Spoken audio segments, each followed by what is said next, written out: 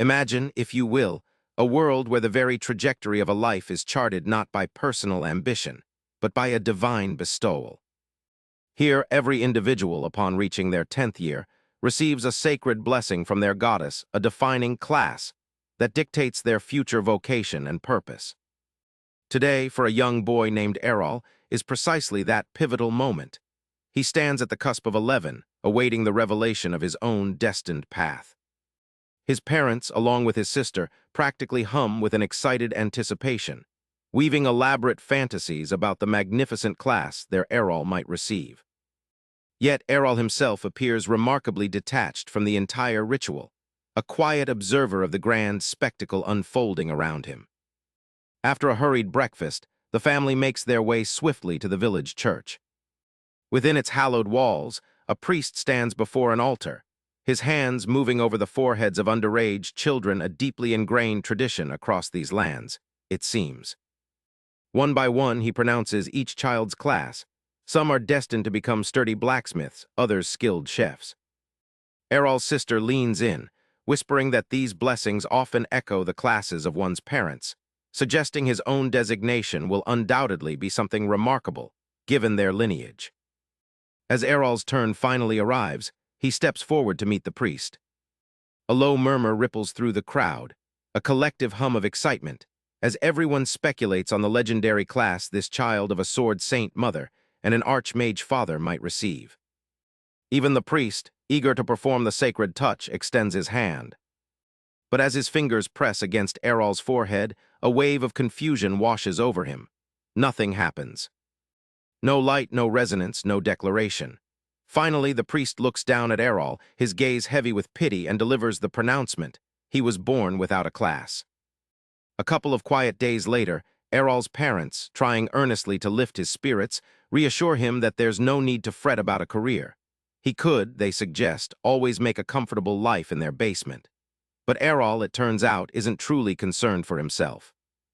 He assures his family that he harbors no depression, explaining that he has been rigorously honing his swordsmanship since early childhood. Day in and day out, he has refined his technique. Of course, he admits, the path might have been smoother, the advancement swifter, had he received the swordsman class. But even without such a blessing, he believes he can carve his own way in the world, relying on the sheer, relentless hard training he's undergone with his formidable mother. His family breathes a collective sigh of relief at his words. As Errol walks off, seeking a moment of solitary reflection, he catches the sound of a commotion emanating from the training grounds.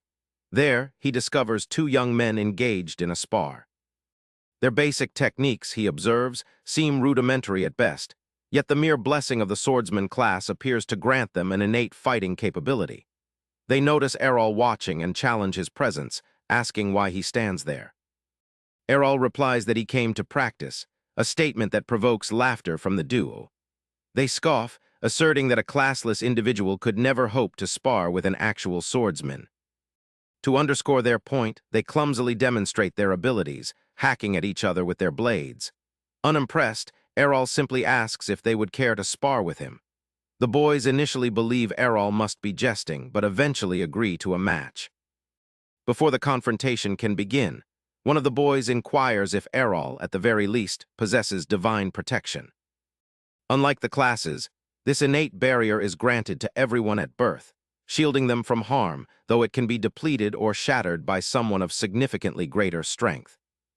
Errol confirms he has this protection, which allows the boy to unleash his full power without fear of lethal consequence.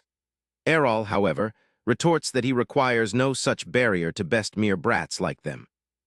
This declaration ignites a furious rage in the boy, who charges forward, swinging his sword with immense force. Errol effortlessly parries the attack, a move that stuns his opponent.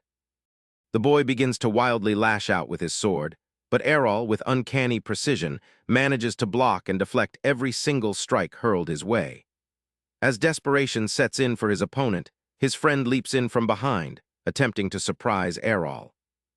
But Errol is far too swift, dodging out of the path of the attack in the nick of time. He realizes that, compared to his mother, these boys are inconsequential. Perhaps, he muses, a 2-on-1 scenario might offer a more engaging challenge.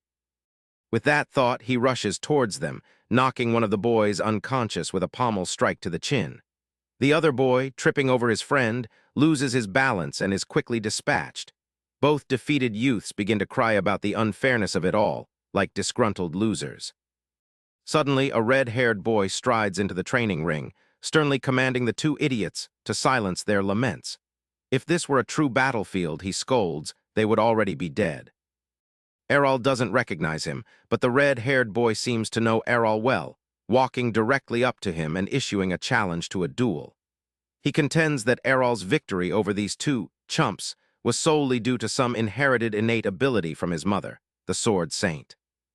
But as a classless loser, Errol, he claims, will never be able to stand against someone who possesses a proper class and has undergone basic training. The red-haired boy finally reveals his identity. He is the son of Captain Evans, the esteemed leader of the village guards. Errol vaguely recalls the captain, remembering a time he sought his mother's assistance. Yet this boy bears no resemblance to the rugged man Errol remembers. The youth then launches into a frustrated tirade, bemoaning how Errol's mother is perpetually considered the strongest, despite his own father also being an expert swordsman. To finally settle whose family reigns supreme, he declares he will defeat Errol in a fight. Both combatants take their positions, and the match commences. The red-haired boy immediately presses the attack, attempting to land a decisive blow as quickly as possible.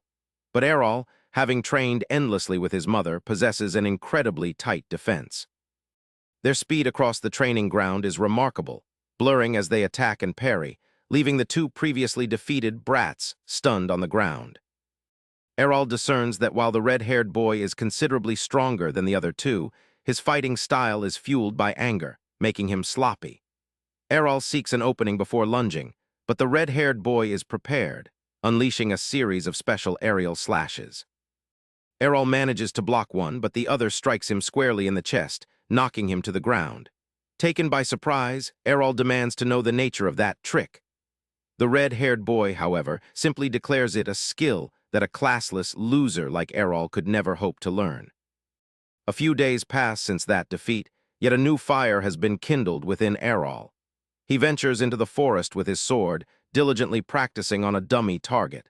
After countless attempts, he finally manages to replicate the twin slash technique that had defeated him.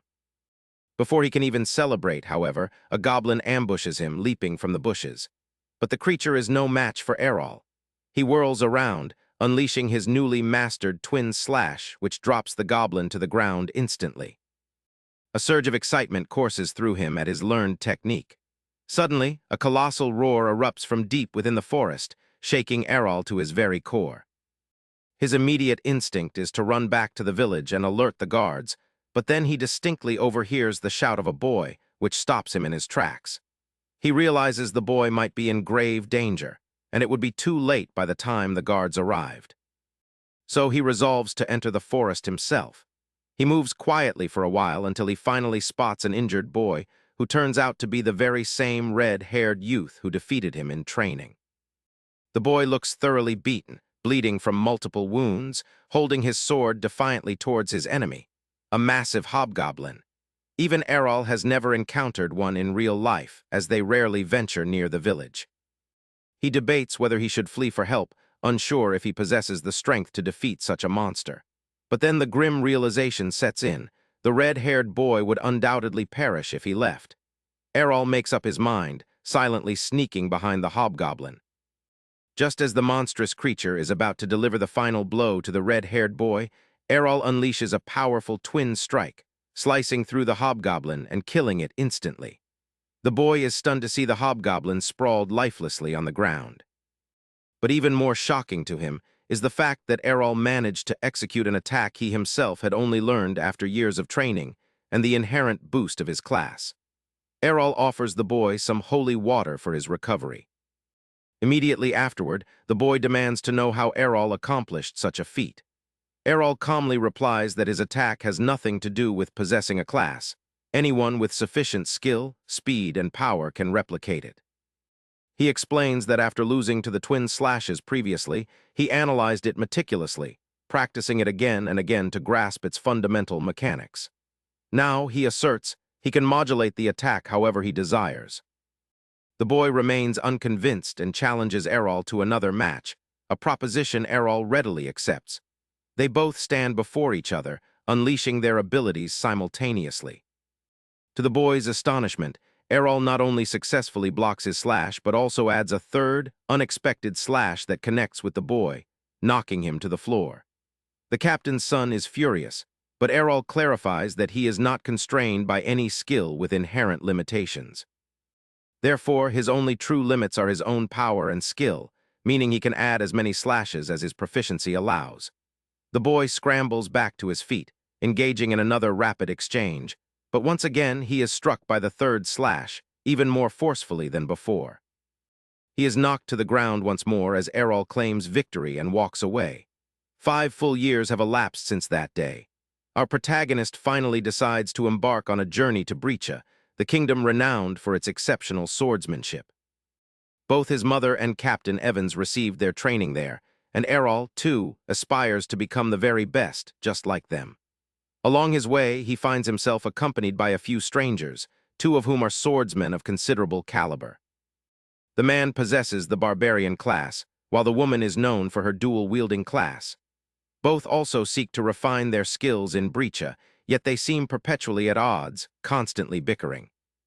The cart driver urges them to settle down, reminding them they are all headed to the same destination. However, the man, exhibiting strong misogynistic tendencies, insists on sending the woman back to the kitchen. Before their argument can escalate further, the cart driver shouts, instructing them to ready their swords. Trouble approaches. Errol calmly gazes ahead and spots a horde of orcs, led by their immense leader, blocking their path, clearly with no intention of letting them pass alive. 2 children in the cart cry out in fear, pleading with the barbarian man to save them. But the barbarian, true to his character, proves to be a selfish coward, declaring he's unwilling to risk his life for anyone else. He leaps from the cart and flees. The woman follows suit, proclaiming that in this world, everyone is truly on their own. The cart driver becomes anxious, wondering if he can outrun the horde with his cart and remaining passengers. But before he can act, Errol quietly climbs down from the cart and begins to move towards the monstrous figures without a single word. The driver frantically tells him to retreat and run for his life, but Errol simply ignores him, dashing towards the first orc and plunging his sword into its heart. The driver is utterly shocked by Errol's incredible speed and accuracy. Errol, meanwhile, employs what appears to be instantaneous movement, disappearing and reappearing before the orcs, systematically taking them down one by one. Unfortunately, he soon finds himself surrounded by a multitude of orcs on all sides, rendering his dash skill ineffective.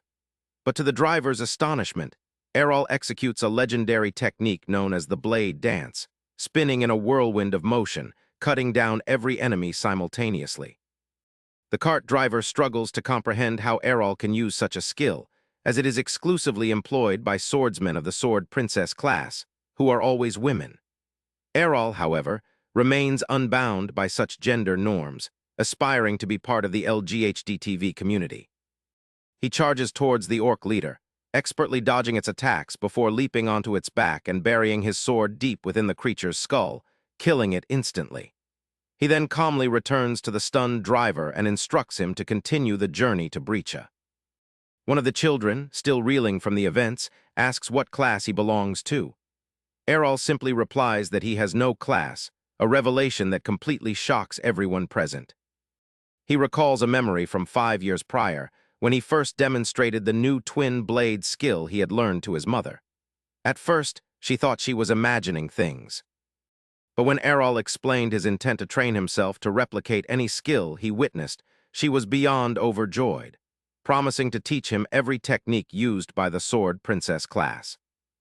Back in the present, he is roused by the driver, who informs him they have reached Bresta, the fabled land of swords.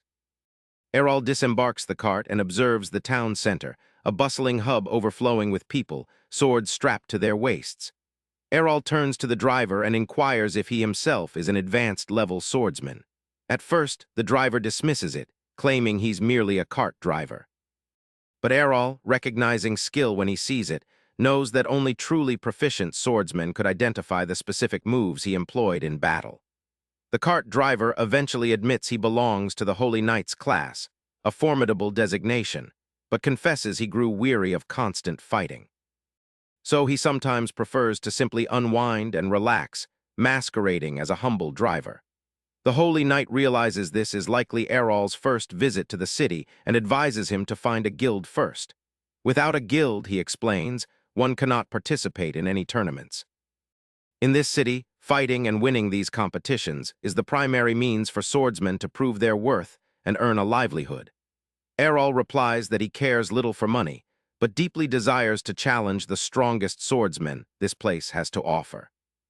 The driver cautions him to be wary of toxic corporate guilds, which he warns can suck your soul in the worst possible way.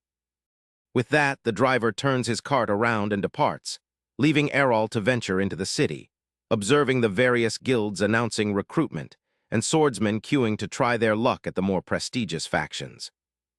Along the way, he inadvertently bumps into a blonde woman who immediately latches onto him, breathless and insistent. She declares herself a member of a renowned guild and implores him to join them. Errol is instantly wary, sensing her desperate need for members, and declines. The woman, however, refuses to leave him be, persistently pestering him to join their guild. But Errol, unwavering in his refusal, maintains his stance.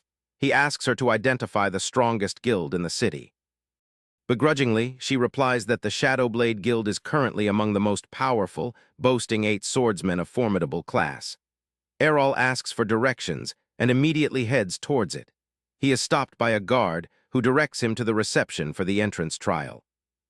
At the reception, he finds a lengthy line of aspiring swordsmen, all hoping to gain entry into the famous guild. This sight excites Errol, who anticipates challenging truly exceptional individuals. But when his turn to register arrives, the receptionist laughs scornfully at him for being a classless loser, asserting that only those with an advanced swordsman class can even apply for the guild trials. Errol insists he can pass their trial, but the receptionist flatly refuses to register him. Saddened by this, he decides to leave. As he turns, he spots 3 top-ranked swordsmen entering the hall who are immediately treated like celebrities.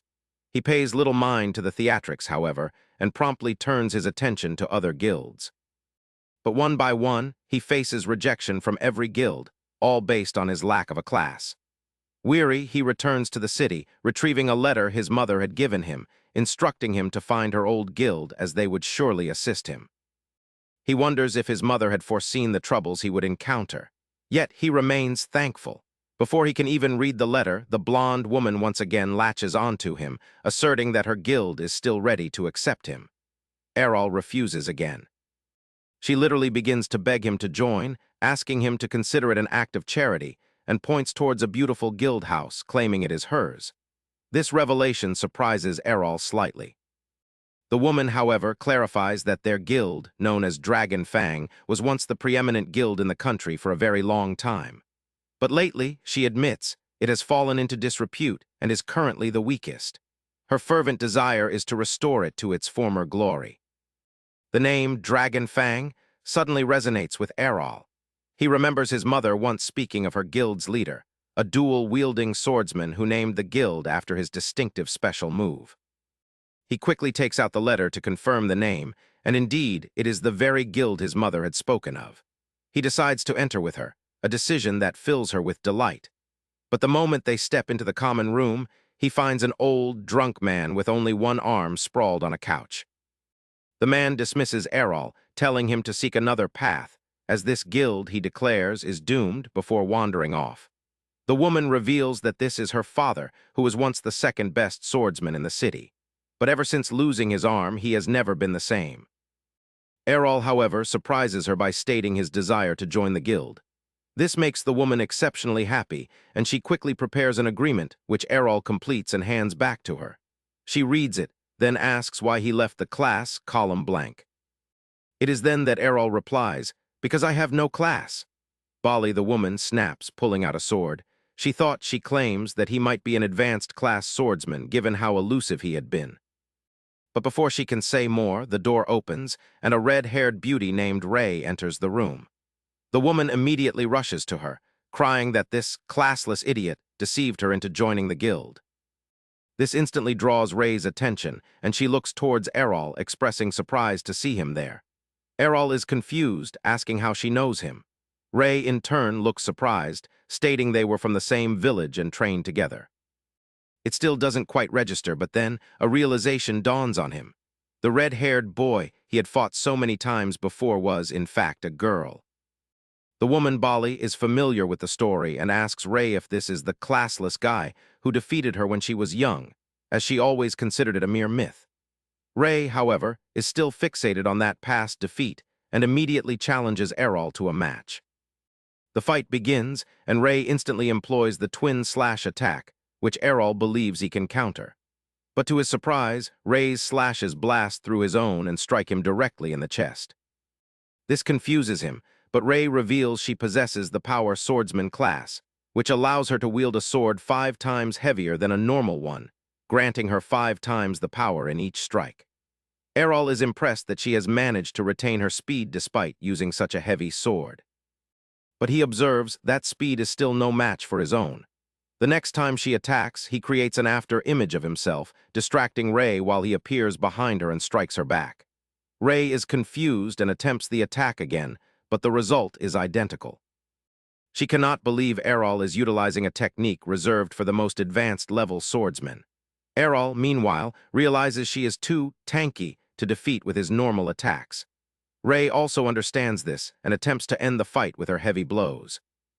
But Errol employs his mother's signature counter, bringing Ray to her knees, and the fight concludes just like that. With that, Bali's demeanor changes completely. She warmly welcomes him once more to their guild and informs him that their guild is currently burdened by crippling debt.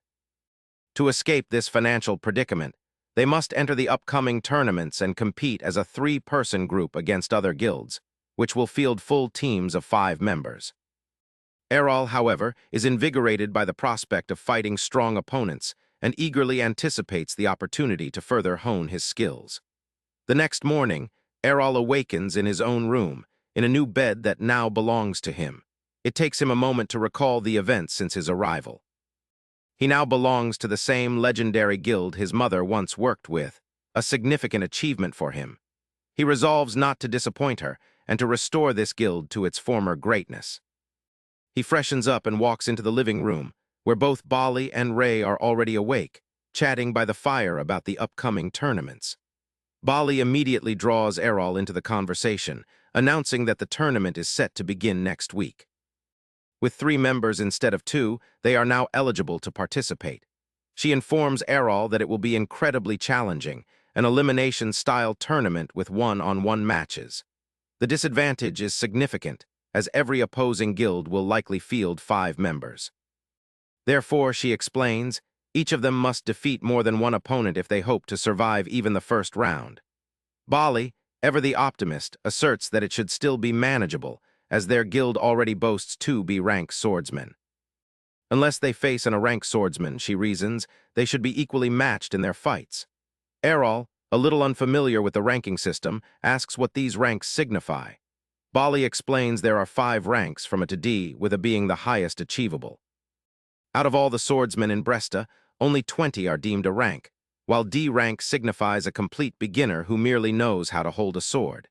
She proudly declares that both she and Ray are B-rank swordsmen.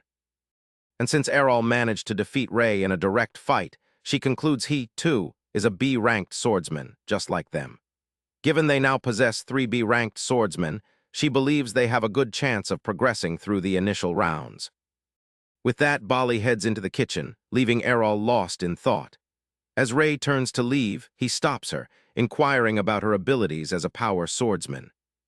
She still appears somewhat annoyed by her loss yesterday, but she replies that one of her abilities is to harden her outer mana shield, protecting her from most lower-powered attacks. Errol ponders this for a while, wondering how he could possibly learn such a valuable technique. Suddenly, an idea strikes him. He asks Ray to strike him with her sword, still sheathed. Ray demurs, stating she's not interested, but Errol grasps her hand, pleading with her to do it. Ray, however, seems to misunderstand, thinking Errol is suggesting something rather unconventional. While not entirely opposed to the idea, she suggests they start with something more normal. Errol, sensing the misunderstanding, clarifies that he desires her to strike him so he can learn how to utilize the skill to harden a mana protection shield. He explains this would be most effective when fighting multiple attackers, as one is more likely to be hit in such chaotic situations. Ray is shocked by his request and asks if he's gone insane, reminding him that skills are bestowed solely by the divine grace of the goddess and cannot be learned. But Errol, now an avowed atheist, dismisses her concerns, asserting that he has already learned skills like the twin blade slice and instant transmission. This silences Ray, who eventually gives in and agrees to try it once. They proceed to the training ground where she hands him her sword, warning that it is 5 times heavier than any normal blade. Without the brute strength, skill, she cautions, Errol will never be able to swing it. But Errol, once again defying expectations, takes her sword, unsheathes it, and swings it with surprising grace and ease. Ray is again left speechless, demanding to know how he is capable of all this while being classless and without any innate skills. Errol replies that everything he has learned has been through sheer dedication and daily practice. He vows to match their inherent talent through pure hard work and effort. This explanation softens Ray's stance, and she apologizes for her earlier comments before taking back her sword and agreeing to the training, though she warns him she will not hold back. Errol agrees, attempting a playful flirtation, but the moment has passed, and Ray gently smacks him in the face with her sheathed sword. A short while later, Bali rushes into the training ground, breathless and stressed. She informs Errol and Ray that she has just discovered which guild they will be facing, and it's not good news.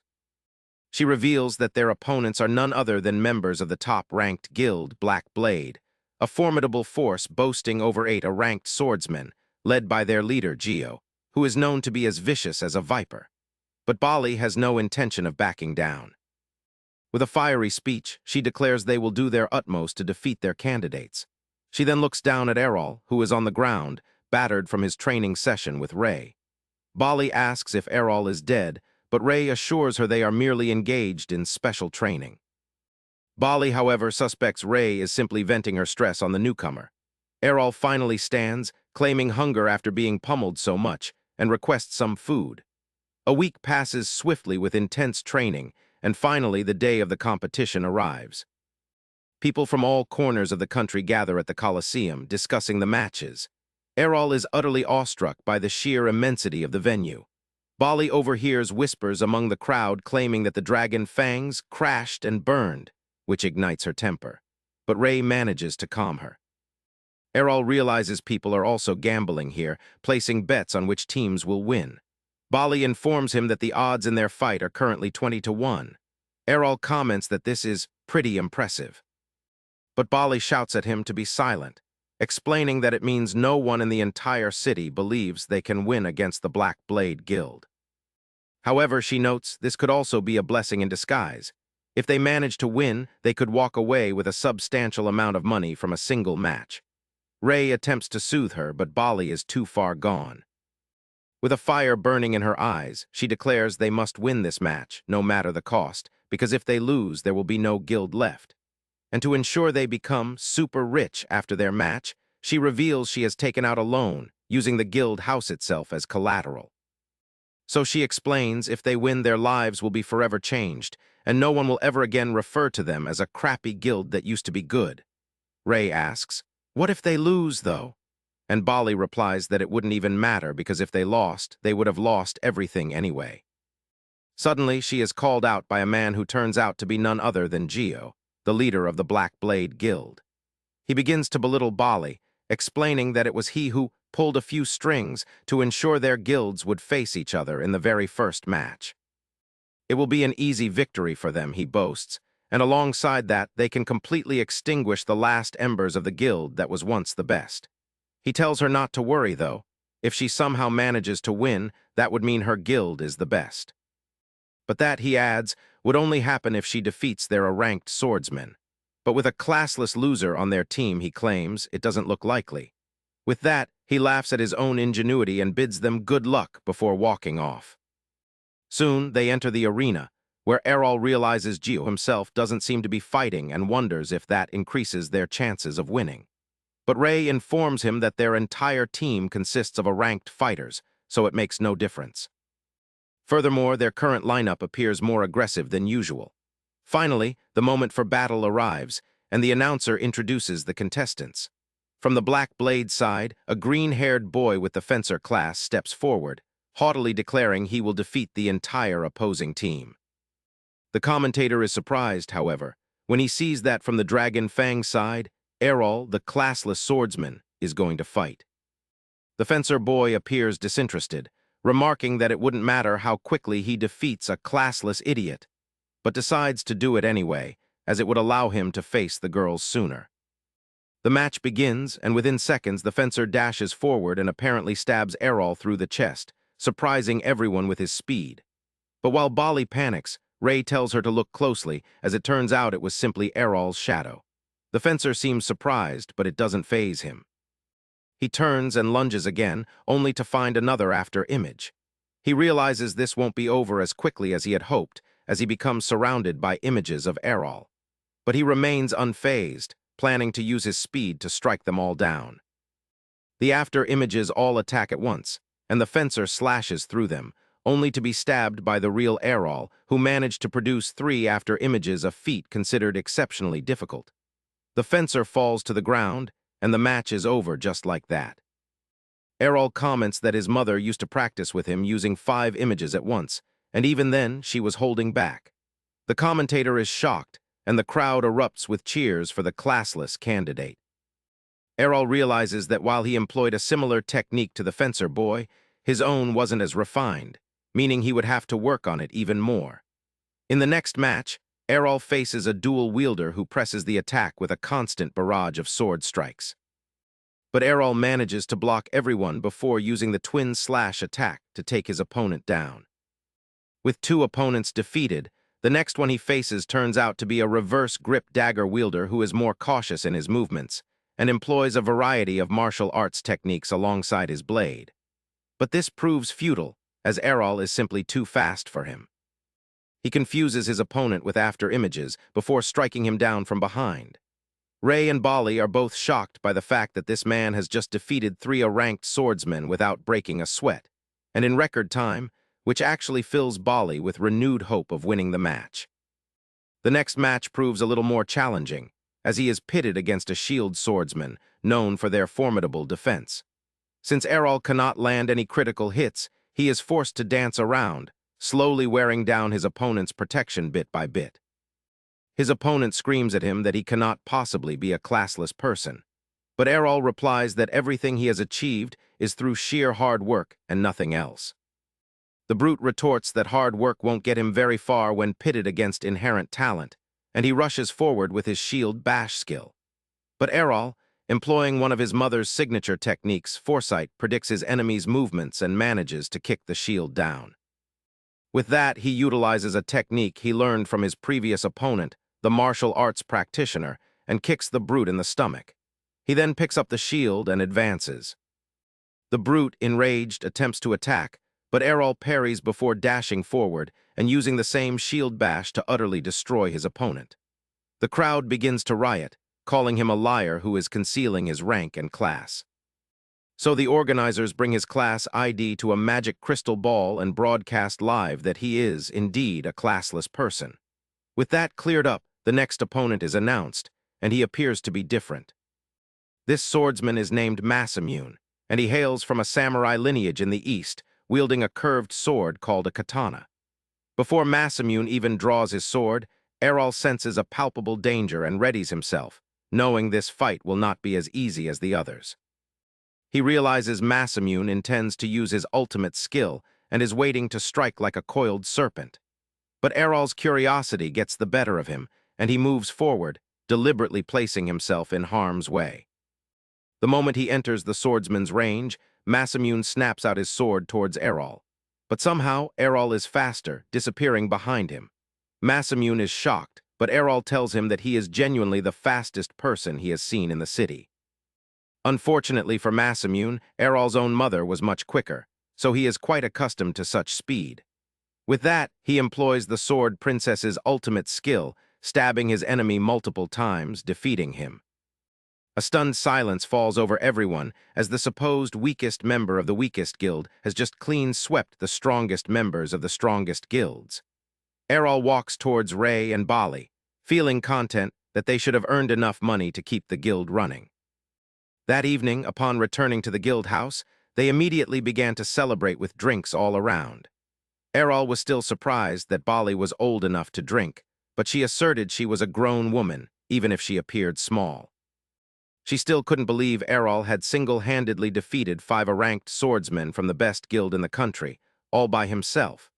She resolves that she must try to woo him, seeing him as her ticket out of poverty and obscurity. She attempts to ask for his hand in marriage, claiming she can fulfill all his desires. But Errol, ever the true Sigma, rejects her outright, stating he would prefer someone like Ray instead. This comment immediately makes Ray blush, and she springs from her seat, yelling at Errol to stop saying such things just because he wants to turn Bali down. But Errol was genuinely serious. He asks why she would think he was making fun of her. She replies that when they were young, he called her a man during a sword fight. She claims that everyone who has ever met her has said she possesses no womanly charms.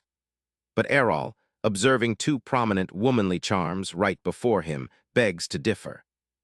Bali realizes that Ray has absolutely no idea what her biggest strength is, nor how she could effectively leverage it, and thus doesn't really need to worry about her as a romantic rival. With that, she begins rubbing Errol's legs, claiming he must be tired from all the days fighting, and suggests he meet her in the bedroom. Ray immediately becomes embarrassed, telling Bali to stop saying weird things. But Bali smiles slightly, insisting she is simply going to give him a well-deserved massage after a tiring day. To her surprise, however, Errol replies he would prefer a massage from Ray.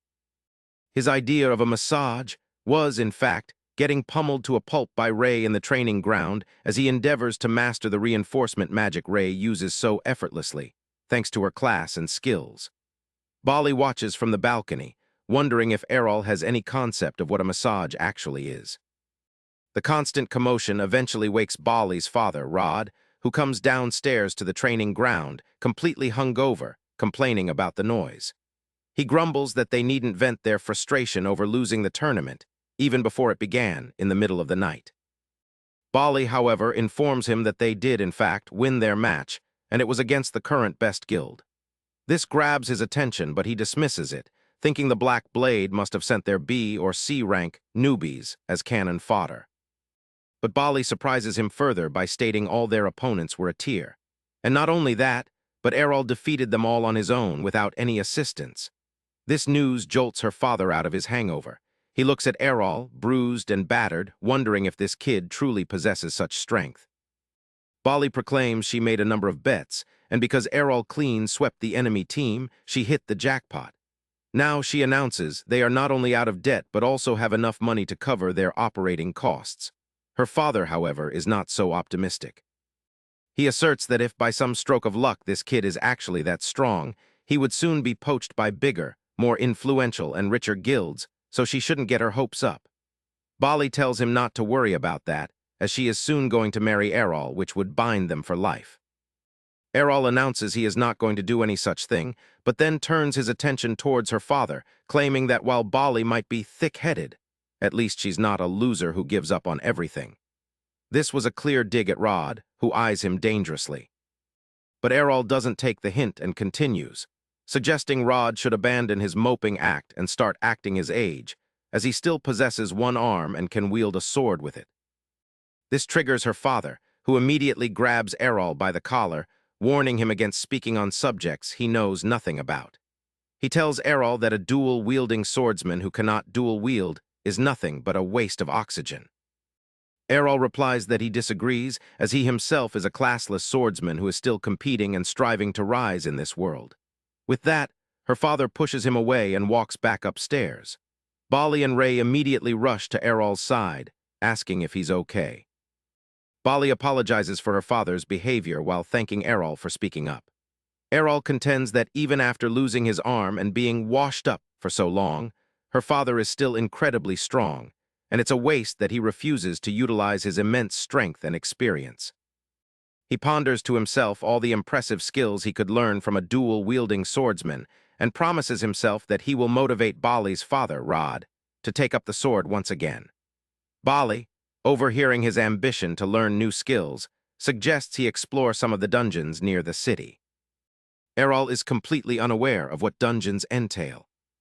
So Ray explains that dungeons are subterranean caves where monsters spawn by the hundreds, and the entire place is riddled with traps, making them prime locations to learn new skills and gain real-life battle experience, which would prove invaluable during the Sword God Cup. Errol has no idea what she is referring to, so she clarifies that the city hosts an annual tournament where the finest swordsmen in the country participate to showcase their skills and prove themselves the single best swordsmen. Bali immediately produces a form and tells Errol to fill it if he wishes to participate. But to Ray's horror, he rips it up right in front of them. Ray is confused and asks if he doesn't want to participate in the contest. Errol replies that Bali was trying to pull a fast one on him, handing him a marriage certificate to sign instead. Bali laughs, claiming she was merely testing the waters. But Errol, done with being a good boy, grabs her in a rear naked choke, determined to teach her a lesson. The next morning, Errol awakens to find Bali attempting to assault him, but he deftly dodges her and ties her to the bed before leaving. Later that day, they all venture towards the dungeons together, where Bali explains that everyone stands in teleportation circles, allowing them to travel to any dungeon level they have previously visited. Bali claims she has reached level 12, while Ray has reached 14. Errol immediately decides to accompany Ray to the 14th level, but Bali asserts it doesn't work that way. He needs to be physically present at a level to be able to return there. This is a disappointment, as Errol wished to face the strongest monsters he could find from the outset. But Bali assures him not to worry, as she knows a very short route that will quickly lead them to the lower floors. They agree to the plan, but Bali attempts to isolate Errol, claiming Ray can continue her level 14 run, as Errol wouldn't need two guides, and begins dragging him away. But Errol is not so easily manipulated and asks Ray to join them. They enter the first floor, where they are immediately attacked by two armored knights. Errol draws his sword and begins clashing with one of them while Ray engages the other. He is surprised to note that even with their heavy armor, the knights move with incredible agility, but it's nothing he can't handle. So, he uses his dash step and chops off the knight's head, only to realize the entire armor is empty, powered by the dungeon's mana itself. The knight begins to move again, even without its head. Ray explains they have no true weakness and feel no pain. So Errol decides to aim for the legs, a tactic that works beautifully as the magic knight collapses to the ground. Ray also dispatches her opponent, reminding them they will soon regenerate, so they need to move on. Before proceeding further, Errol asks Bali about her class. She proudly declares herself a fencer and promises to teach him anything he desires, either in the training ground or in the bed. But Errol rejects her once again and moves on. Before entering the second level, however, they hear cries for help coming from the door.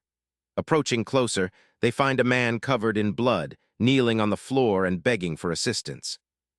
Ray suggests taking him above ground, but the man refuses, claiming his friends are still inside and were badly hurt by a booby trap. He pleads with them to rescue his companions, but Bali immediately gets down to business, demanding money in exchange for help. To her surprise, the man even pays her a substantial sum from money he won gambling, but Errol senses something is amiss. While walking behind the man, he notices that whenever he himself lost blood like that, he couldn't even sit up without holy water, let alone walk all the way back to a dangerous room. He realizes the blood and injuries are entirely fake, but decides to keep this information to himself, thinking it might lead to something interesting and fun. The man leads them to a secret room where they find a trail of blood and a puddle in the center, containing a single gold coin. The sight of the coin immediately entices Bali, who reaches to pick it up, when a teleportation circle appears beneath them. Ray realizes this was a setup while the man grins at them, claiming he was well paid for such an easy job. But to his surprise, the magic circle teleports him along with the others. They all emerge on a floor even Ray has never seen, indicating it's deeper than the 14th floor, yet with no signs of strong enemies so far. The man who pretended to be hurt shakes with fear, stammering that this is supposedly the lowest floor of the dungeon, where the advanced sword god can be found. Suddenly, a knight in rainbow-enchanted armor appears before them. But Bali refuses to believe the story of the sword god class, which everyone thought was merely a myth. Errol, however, recognizes the gravity of their situation and immediately pushes Bali down as the sword god unleashes an aerial slash so potent it shatters the dungeon walls. Without wasting any time, the sword god attacks Errol, who barely manages to raise his sword in time, blocking the strike. Though he is shoved into the wall, he realizes he survived solely due to the reinforcement magic training he received from Ray. He attempts to slash back at his opponent, but the knight is incredibly quick, using advanced moves to dash back. With that, he smiles, claiming this is a good opportunity to test himself. This completely shocks his party. He then uses the same divine step technique to close the distance and presses the attack, hitting the knight with a barrage of strikes that are blocked. The knight is forced to retreat, but employs a skill that increases the room's gravity, forcing the others to the floor. But Errol easily maintains his stance, having faced the same phenomenon before when he was younger training against his mother. He had used all his strength back then just to remain standing. So when his mom attacked, he was unable to do anything. But this time, it's different. He uses the gold coin to nullify the attack, creating a small opening, and Errol exploits it to its fullest potential. Employing one of his strongest abilities, Infinite Break, the knight shatters into pieces after the attack, shocking everyone present in the room.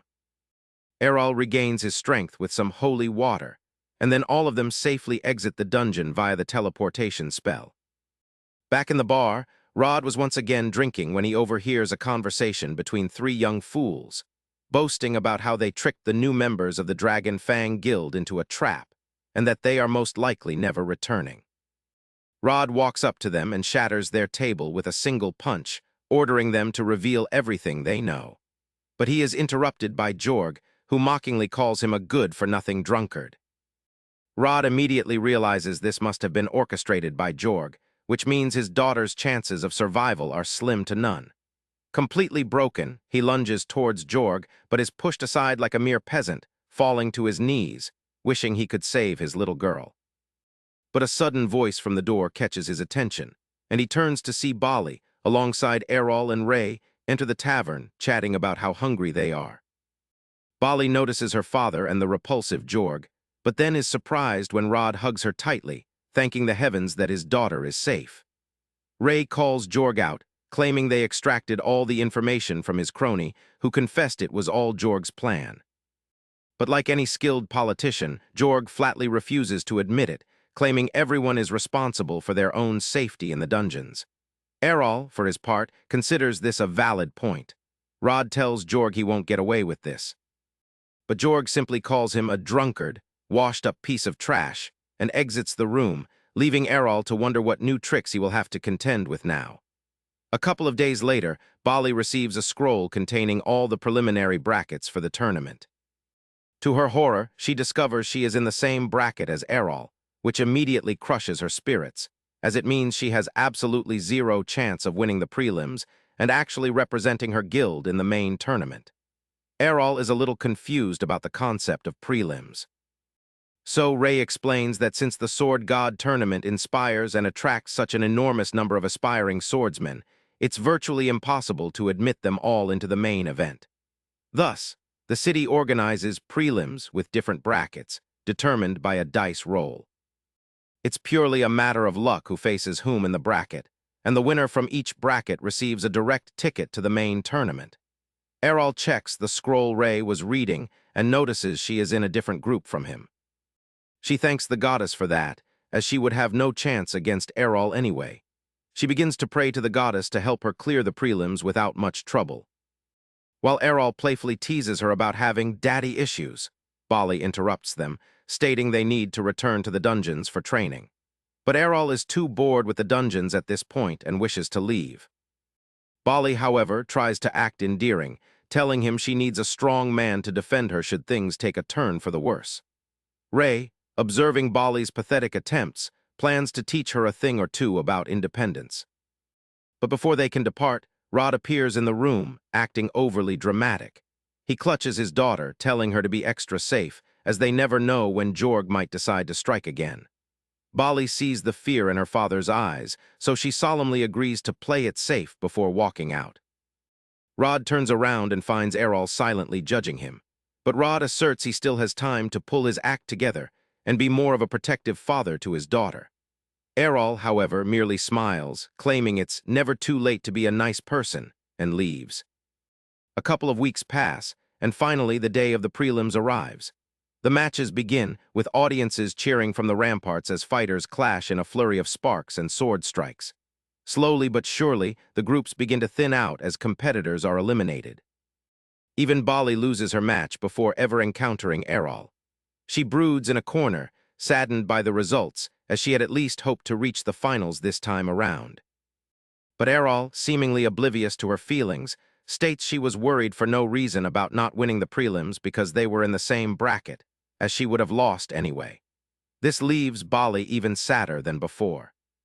But she gathers herself and tells him to remain vigilant, even if he is incredibly strong, because the other finalist in their group possesses some special tricks. Errol, however, doesn't seem overly concerned, replying that he has already witnessed almost every trick during his fights inside the dungeons, so he doubts this opponent would surprise him. Bali, however, isn't so sure. She replies that this red-haired swordsman is actually a magic swordsman who can use magic spells to reinforce their swords with mana and extra power. This piques Errol's interest, as he wouldn't have expected the city to permit the use of magic in a tournament centered on being the best swordsman. Bali replies that it doesn't matter what one's class is, one only needs to be part of a guild to enter the tournament. With that, the announcer calls for Errol, and Bali bids him luck. He walks into the arena and comes face to face with the red-haired girl, who bluntly tells him she is a magic swordsman and that it is an accepted class. Therefore, she states, she doesn't want to hear him complain or moan about the fight being unfair due to her magic. Errol simply tells her he doesn't mind, and the best fighter will win the match. With that, the announcer starts the match, and immediately the red-haired girl begins hurling fireballs at him. Errol performs a series of precise movements, dodging the attacks one by one while deflecting and slashing through the rest. The magic swords girl, however, seems to possess an endless reservoir of mana as she continues her barrage. But Errol deftly dodges and weaves through the attacks, closing the distance. He immediately attempts to strike her down, but the girl manages to block him while using another fireball to force him back. Errol begins to get a feel for her skills, and comments that it must be quite convenient to seamlessly switch between close-range and long-range attacks at will. She boasts about her gifted nature and claims a classless loser like him could never defeat her. But Errol replies that she is not a master of either discipline, even if she knows the basics of both. This truly infuriates her, and she promises to make him eat his words, as she uses her magic to imbue her blade with fire, transforming it into a flaming sword, claiming that only a true magic swordsman class person can wield such a weapon. With that, she swings her sword, causing the flames to chase after Errol, who calmly sidesteps and slashes against them. But even he finds himself struggling to predict the direction of her next attack due to her erratic movements. He acknowledges her talent, admitting she must have practiced considerably. But soon, he plants his feet in one spot and utterly schools her on what actual mastery looks like, deflecting the flame attacks without moving an inch from his position. He asserts that even if her basic swordsmanship was superior to Bali's, she could have been so much more effective and troublesome. But at this level, he judges her barely better than NPCs. This utterly embarrasses the girl, and as she loses her composure, Errol seizes the opportunity to send a twin slash her way, which completely extinguishes her flame, shocking her. Before she can even comprehend what just happened, he uses his blink step to appear behind her and smacks her on the head with his pommel, knocking her out. The crowd erupts with cheers as the judges announce Errol as the winner of the fourth block. But all he was thinking about was how to master and apply the skills he had just witnessed this girl use. A few days pass after that, and finally, the day of the final tournament arrives. Bali returns to the guild house to rouse her father, insisting he watch the tournament with her so they can cheer on both Errol and Ray, who both won their blocks and are in the main tournament. Her father doesn't even open his eyes and tells her to go by herself, as he doesn't truly care about it. Bali tries to provoke him, asking if he's scared he might see Jorg there. Rod immediately reacts, asserting he isn't afraid of Jorg. But soon he regains his composure and, in a moment of vulnerability, tells his daughter that he tried picking up his sword yesterday. He realized he is so rusty at this point that he might not even win the Sword God tournament. This infuriates Bali, who couldn't even qualify for the prelims, let alone dream about winning the Sword God tournament, while he calls himself Rusty. She tells him he should consider how he could still match the fighters in the finals, while other swordsmen who train their entire lives can't even qualify for the first match.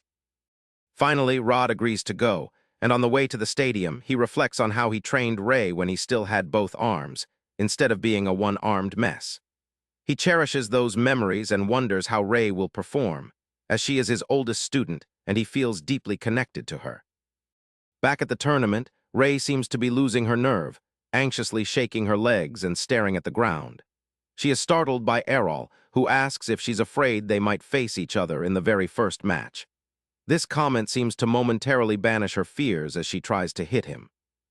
But Errol deftly catches her punch just as the judges announce that the first match will be Jorg, the defending champion, against Errol, the classless phenom who has surprised everyone with his undefeated run thus far. Errol gets up to leave, but Ray grabs his hand, wishing him good luck. Errol moves into the arena, where Bali calls out to him, telling him to kick Jorg's ass and tear it into 64 pieces. But the moment Errol spots Jorg walking out into the arena, he immediately realizes something is terribly wrong. Jorg's eyes have turned a sinister purple. He has grown fangs and a horn, appearing as if he has just sold his soul to a demon. Errol's instincts begin to tingle, sensing that this opponent could be exceptionally dangerous. Rod, however, immediately comprehends what is happening. He notices the sword Jorg is wielding and warns Errol to retreat, as Jorg is holding a blade with a very powerful demon trapped inside it. Jorg's voice seems altered as he speaks, claiming he didn't think anyone would recognize him. Bali is confused, as Jorg should certainly know who Rod is, but Rod replies that the demon itself appears to have possessed Jorg, meaning Jorg is no longer in control. Rod explains that the sword is supposedly the original blade wielded by the sword god who defeated the Demon King. But before dying, the demon cursed the sword, which is why it was meant to be locked away in the royal repository. The demon smiles, claiming he was sealed away for hundreds of years. But he remained patient, knowing that one day someone would come to free him and claim the power for themselves. And that, he asserts, is precisely what happened with Jorg. He announces to everyone in the stadium that he is the demon named Gilda, the destroyer of mankind. This revelation brings even Ray out to the arena, who claims she always thought Gilda was merely a myth, a legend conjured to frighten children. The demon, she realizes, grew powerful enough to destroy the entire planet itself. Chaos and fear erupt as the commoners recognize his name and begin fleeing the stadium, causing a stampede. Gilda, however, relishes the sound of humans screaming for their lives and has no intention of letting them escape so easily. So he creates a magic circle beneath him, encompassing the entire stadium in a dome of magical energy, trapping and locking the people inside.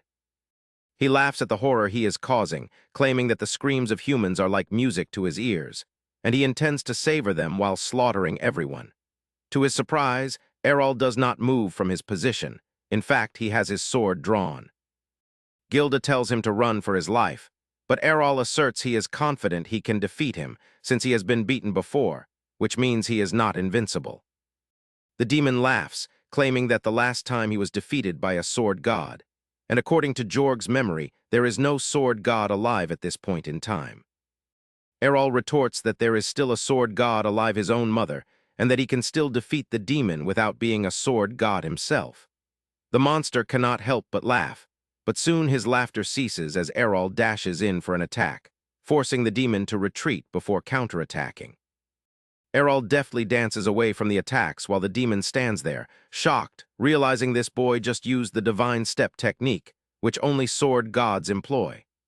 Errol, however, does not stop, continuously using that technique, attacking the demon from multiple positions. But the demon merely smiles, claiming Errol has forgotten he is inhabiting the body of a sword emperor, which means Errol's attacks are not inflicting much damage. With that, the demon leaps up and strikes Errol on the shoulder, smashing him to the ground, believing the boy is finished. He is shocked, however, when the dust clears, as Errol appears to have absorbed the attack without significant damage, thanks to his training with Ray. This shakes Gilda slightly, who lunges for another attack. But Errol calmly swats him away before counterattacking with his own infinite break attack, slashing and hacking at the demon from multiple directions, completely overwhelming him in a flurry of strikes. This onslaught triggers Gilda's PTSD, as he has no doubt Errol is using all the attacks of a sword god. But he cannot believe a mere boy could be a swordsman of that level. Before he can formulate a plan, however, Errol uses a powerful slash to finish the demon off, who falls to the ground in a cloud of dust. Everyone cheers for Errol, believing he has defeated the demon god. But Gilda was not yet dead, as his actual body was still the sword, and all the damage had been inflicted upon Jorg's body. He quickly begins searching for a new host and immediately leaps towards Rod. Errol manages to push Ray away from the path while Rod, in an act of paternal instinct, jumps in front of his daughter to protect her. When the dust clears, however, Rod stands there with the demon's sword in his hand and grabs Bali, placing the blade at her throat. Errol curses himself for not realizing he needed to attack the sword, not Jorg's body, to defeat him, but it's too late now. The possessed Rod tells Errol that if he moves a single inch, Bali is dead. But Errol moves freely, telling him he can't kill Bali. Ray doesn't understand why he is provoking a literal demon, but when Gilda attempts to kill Bali, Rod's hand refuses to move. Errol asserts that Rod is far stronger than Jorg ever was, so possessing him wouldn't be so easy. Rod plunges the sword into the ground, freeing Bali, while Gilda struggles to fight back and regain control. Rod, however, proves too formidable for Gilda and manages to free himself from the demon's grasp, throwing the sword at Errol, who slashes it to dust, killing the demon once and for all. A couple of days have passed since that horrific incident. Yet, it turned out to be a boon for Bali's guild. Ever since Errol won the Sword God Cup, it became common knowledge that Dragon Fang is on a mission to reclaim its former status as the strongest guild in the city. Hearing this, scores of aspiring new swordsmen began registering for the guild, eagerly expecting to be trained by the Sword God Cup winner, Errol himself. Unfortunately for them, however, they received a teacher far more experienced and significantly stricter than Errol, in the form of Rod, who was transformed by the last incident and had his confidence restored. He begins training the new guild members ruthlessly, with the same passion he possessed before. He spars alone against all the new recruits, relentlessly beating them and training them until they can no longer stand. One of the new recruits attempts to hide behind a pillar, but Bali spots him and confronts him.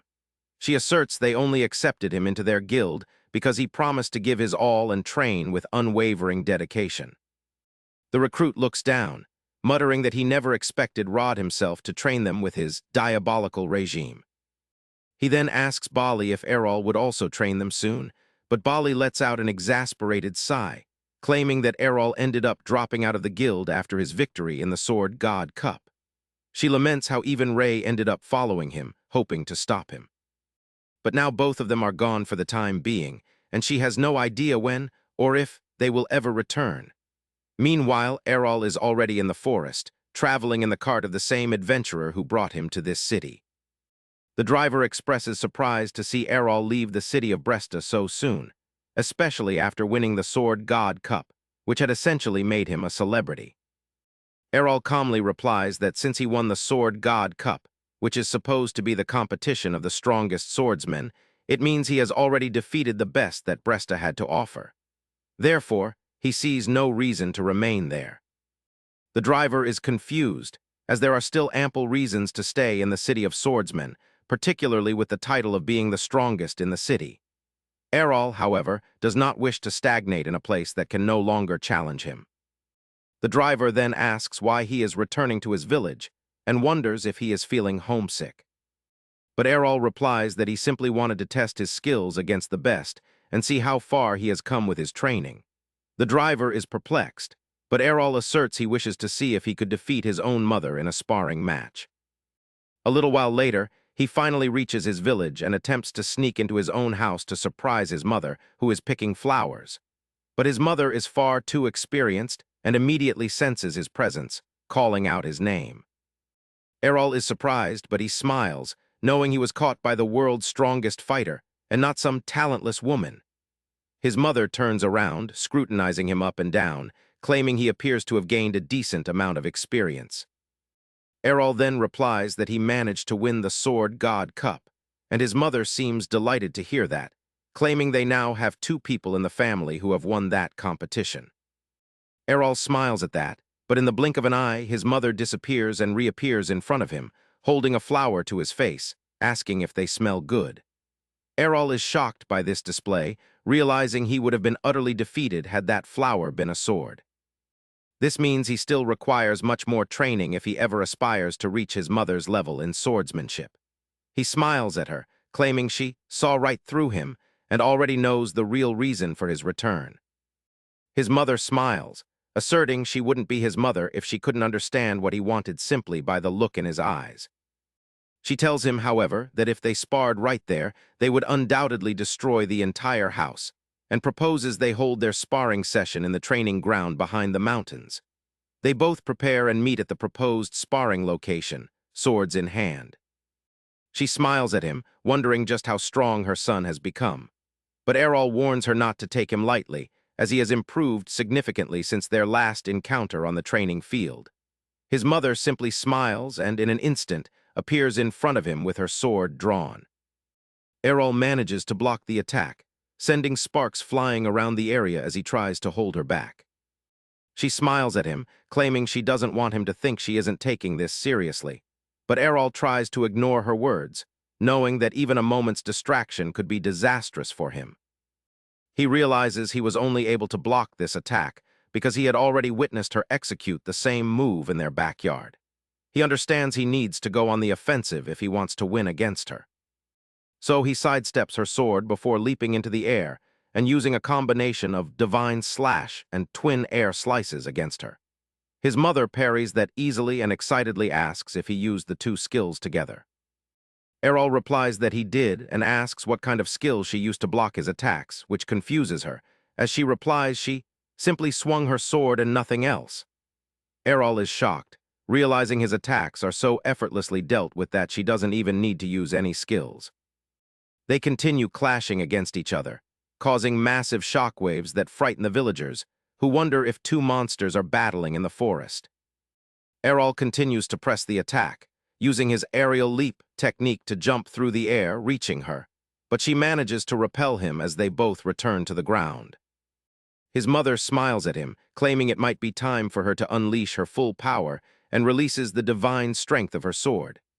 Errol does the same, and they both clash once again. Meanwhile, Ray also reaches the village and finds it quite deserted, so she decides to go to Errol's house and inquire if he has returned yet. The door is answered by Errol's younger sister, who doesn't take kindly to wenches showing up at her door asking about her brother. She attempts to send Ray away and shut the door, but Errol and his mother return at that very moment, bruised and battered from their sparring match. He is surprised to see Ray in the village and explains he was in the forest, sparring with his mother.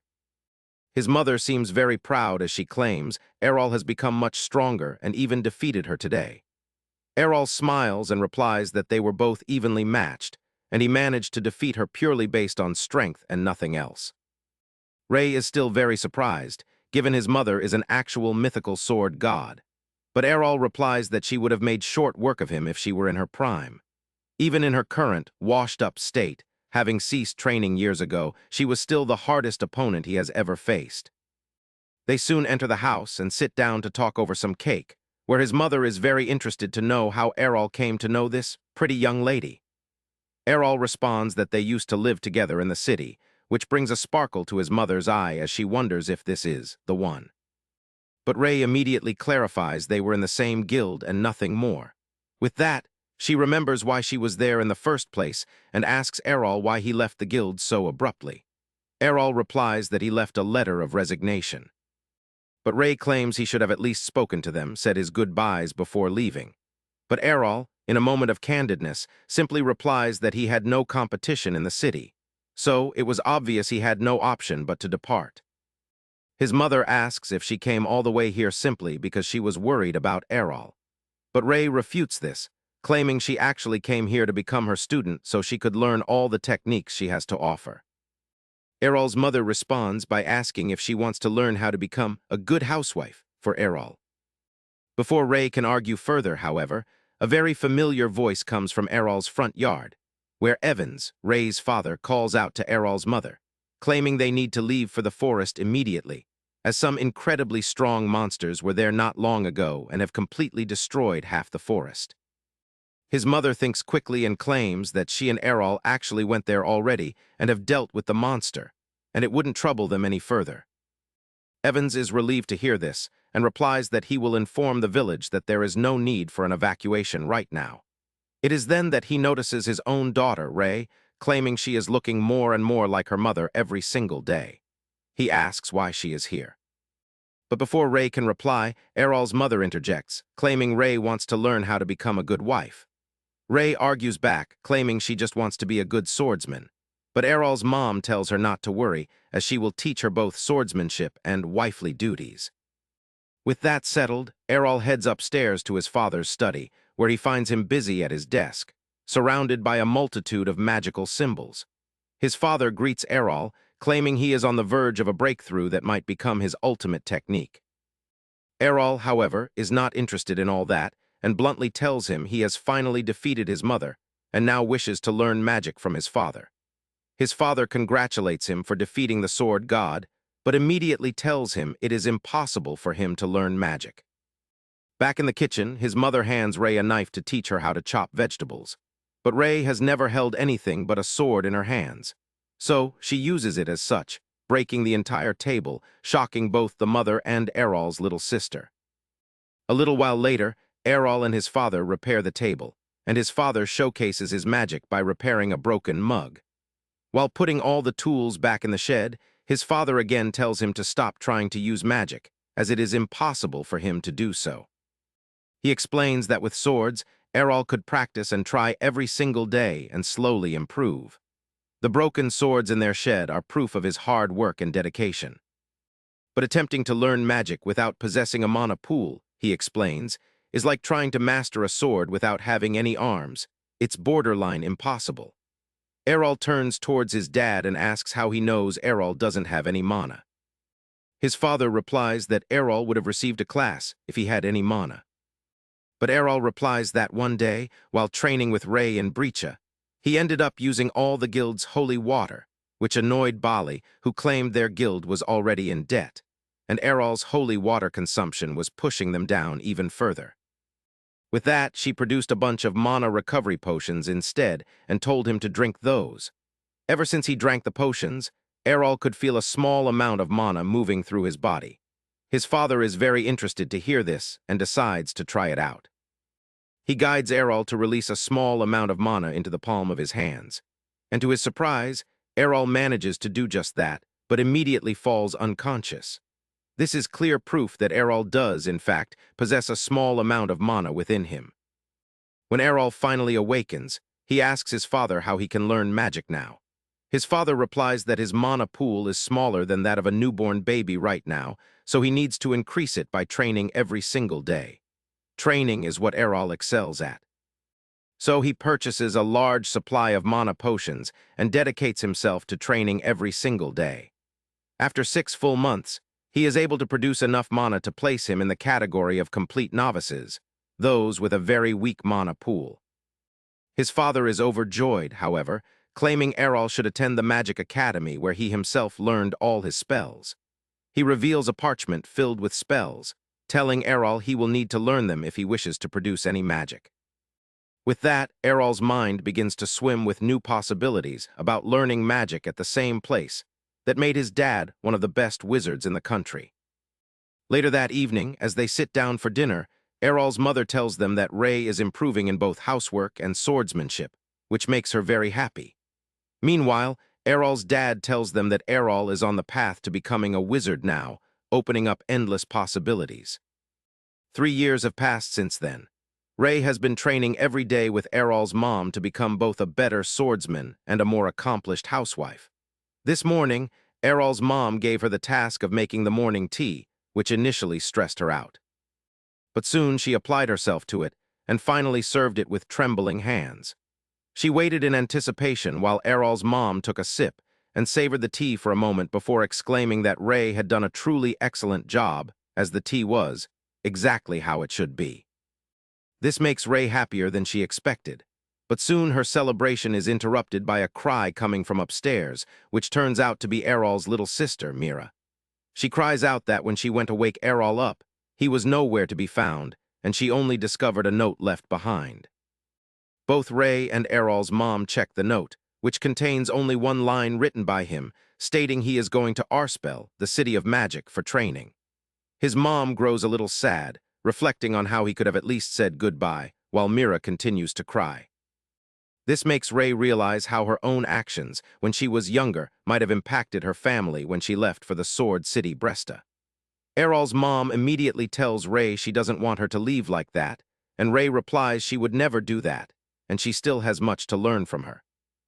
Errol's mom considers how first her oldest daughter left home, and now Errol has left home all over again, wondering when she will get a chance to see them again.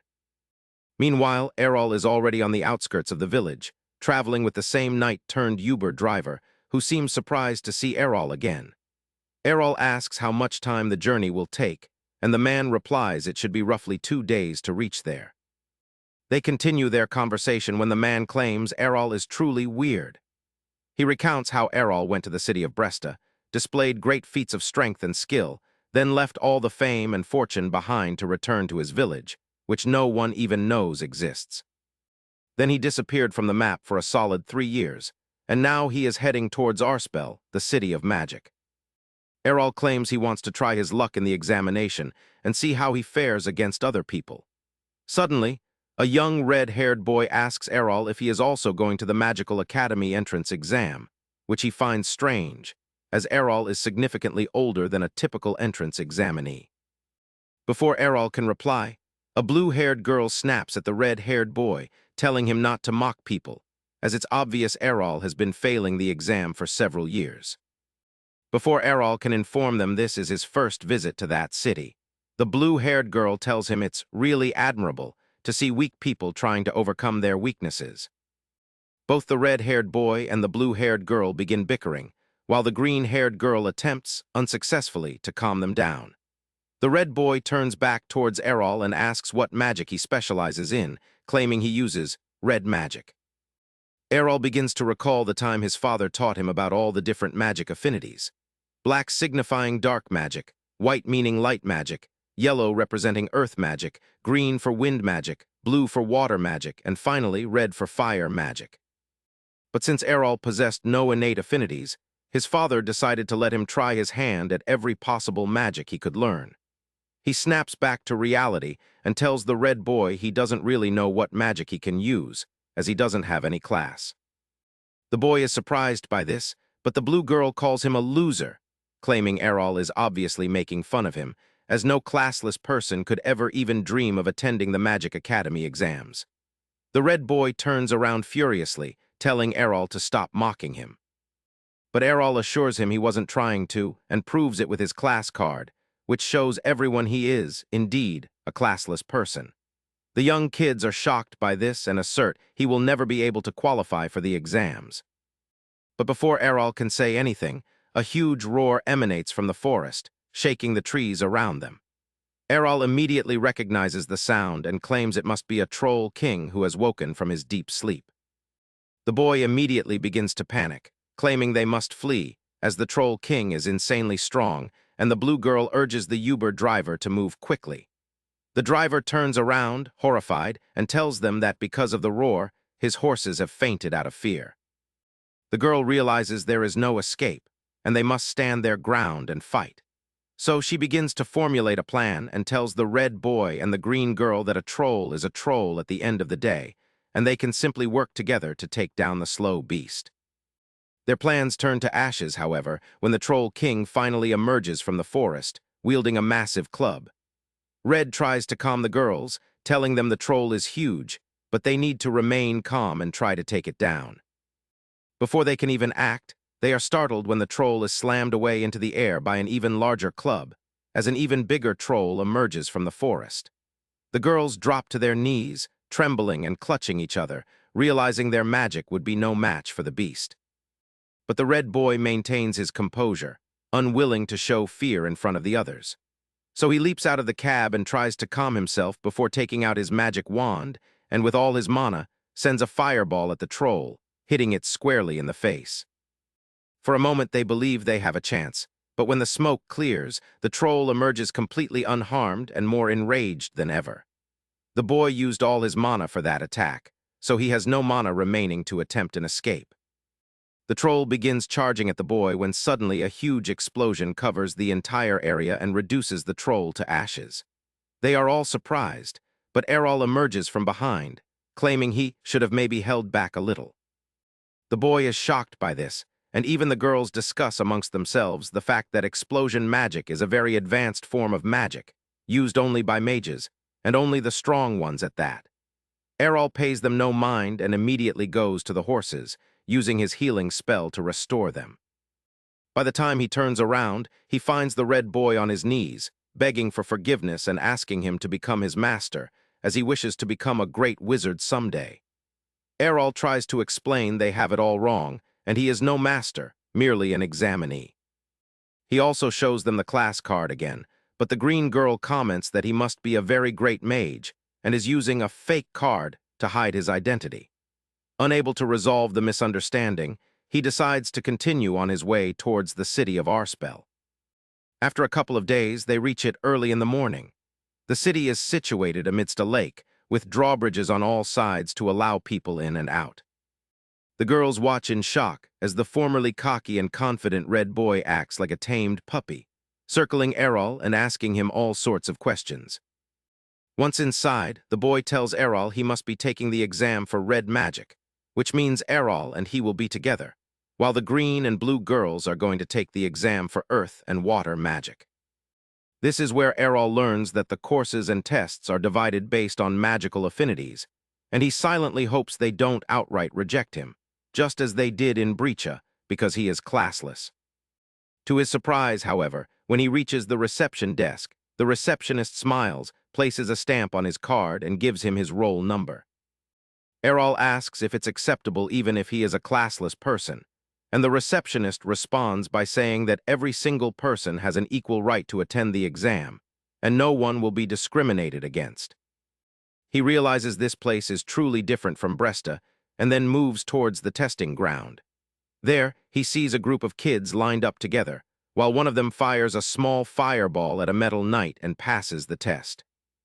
Before he can fully grasp what he needs to do, however, a young, flashy boy with red hair enters the testing arena and asks the instructor if it's permissible for him to destroy one of his metallic dolls. The instructor is confused at first, but then he checks the boy's card and realizes he is an advanced magic user, a very rare class. All the boys are shocked and watch as the boy walks up and uses his spell to create a pillar of flame, which completely engulfs the metallic knight. The boy looks proud of his feat, but the red boy ends up claiming that his Errol could do better. The cocky boy immediately takes offense and turns towards him, asking if he thinks a mere man could do better than an advanced magic user. And the red boy defiantly replies that his Errol could eat him for breakfast and spit him out before lunch. The cocky boy claims these are idle threats, and no one could match him and melt metal like he did. Errol finally interrupts, pointing out that the knight hasn't melted even a little bit. The instructor explains that the knights are made of mithril, one of the strongest metals in the world, and wouldn't break so easily. The red boy again starts mocking the cocky brat, dragging Errol into it by claiming he would perform leagues better. Errol gently smacks him on the head before heading into the arena. He decides to use the same skill as the cocky brat, which already surprises them all, but the explosion is nowhere near as flashy. It is just a tiny little fire column, which doesn't seem to do any damage. The cocky boy starts laughing, but his laughter soon ends when the mithril knight completely melts into a jumble of molten metal. The boy is shocked and claims that eruption magic could never melt mithril. But Errol replies that he used a modified version of that magic, concentrating all the fire into a single tiny column, creating an intense heat unrivaled by any other eruption magic. With that, he simply moves out of that arena and enters the blue magic arena, where the blue girl manages to hit the target and passes. She is shocked to see Errol there, but Errol wastes no time and uses an ice edge attack, again breaking the night before moving towards the green magic arena, leaving the instructor and the students utterly shaken. Just outside the arena, however, he spots the green girl, who replies that she hasn't even registered yet because she is very scared. He gives her a pep talk and manages to boost her confidence, walking her through the registration and then moving towards the arena. This test is very simple. They just have to produce a basic wind spell and move the windmill in front of them. In classic overkill fashion, however, Errol produces a tornado that completely destroys the windmill into tiny little pieces, shocking the instructor. The green girl is next and begins to get psyched out once again. But Errol gives her another motivational talk and encourages her towards the arena, which she also passes. With that also cleared, he easily aces both the light magic school and the yellow magic school before moving towards the dark magic school. This school appears abandoned from the outside, with not a single soul around, when he suddenly hears a peculiar noise coming from a box. He is about to inspect it when he suddenly hears a woman crying out that she has lost her pet and asks Errol if he has seen it anywhere. Errol doesn't know what to say and claims something is in the box. The woman immediately begins searching through it and pulls out a strange, toad-looking abomination. The woman seems happy now and turns towards Errol, claiming she created the chimera herself and asks if it is cute. Errol can do nothing but smile when he is suddenly startled by a skeleton from behind. His instincts kick in, and he beheads the skeleton with a single swing of his wand. The skeleton rushes to retrieve its head while Errol asks if she is an undead monster. The skeleton claims she is a beautiful office clerk here and introduces herself as Lotta. Errol asks where he can find the examination hall, and Lotta informs him that the dark magic school is open to anyone, as they never get many students here. With that, he manages to gain entry into all 6 schools. After completing his registration, he walks out, where the red boy and the blue and green girls surround him. They begin arguing about which school Errol will fight for since he attended their exams. But Errol shocks them by revealing that he cleared all 6 exams and intends to learn every single magical affinity from now on. The 3 kids wonder how Errol could acquire a student ID from all the schools, and he muses that the schools probably don't communicate with each other regarding students, which creates situations like these. Now that Errol has aced the exams and the paperwork is complete, there is one problem in his way. He is a bit worried about class schedules overlapping, and the red boy, Kaido, shouts that he already warned him about it. Errol replies that since each course requires only 20% attendance, he can manage that somehow, and if he scores well in the final exam, even his teachers won't have any issue. The green girl, Colette, tells him he won't be able to score well in exams if he doesn't take notes in class, because their teachers impart the most recent information in their lectures. Errol asks if he can borrow notes from them in that case, and everyone is happy to share their notes with him. They ask him what he will do about the other 3 schools, and Errol tells them that the Black Magic School doesn't have a fixed course schedule, and most students learn through self-study. Now only the yellow and white schools are left, and Errol thinks that if he focuses more on them, he can pass the exams of all 6 schools. While Kaido is fully supportive of Errol's ambitions, the blue girl, Kyufa, pulls Colette aside and asks if Errol can truly pull off this insane feat, as most students can't even manage 2 schools at once, and she doesn't believe he can. Anyway, Errol decides to go to the red school with Kaido first, where the arrogant boy from their examination is also present. He becomes alarmed when he sees Errol and confronts him. But Errol doesn't even pay him any attention. This truly annoys the brat, Royce, who declares that what happened in the exam was a fluke, because a mage like him can never be defeated by a mere spellcaster. Errol tells him he is not a spellcaster, but Royce interprets his sentence otherwise. He thinks Errol is a mage like him, but he shoots down that theory immediately. This shocks Royce, who imagines Errol as an archmage, but to his shock, Errol denies that allegation too. Before the conversation can continue, the teacher arrives, and Royce immediately asks him about Errol's class. The teacher checks the register and reveals that Errol is classless, which makes the blonde brat doubt his whole existence. With that, the teacher begins the lecture, and Kaido has a hard time understanding the magic script, which has become even more complicated than he last remembered. However, for Errol, it is just basic-level material, and he wonders why they are even being taught it here. The teacher answers that question by saying that most students here will not yet have learned the grammar for the magic script, and that is the most important part for casting spells efficiently. He discusses the benefits of mastering magic script, and then adds that once students have reached an advanced level, they can rearrange magic spells to make them even more powerful. Kaido remarks that it is the same thing that Errol did, and he is shocked to hear that it is a high-level technique, because he has seen his dad play around with spells for as long as he can remember. Soon after that, Errol goes to the Green School and tells Colette that none of the classes so far have taught him anything new.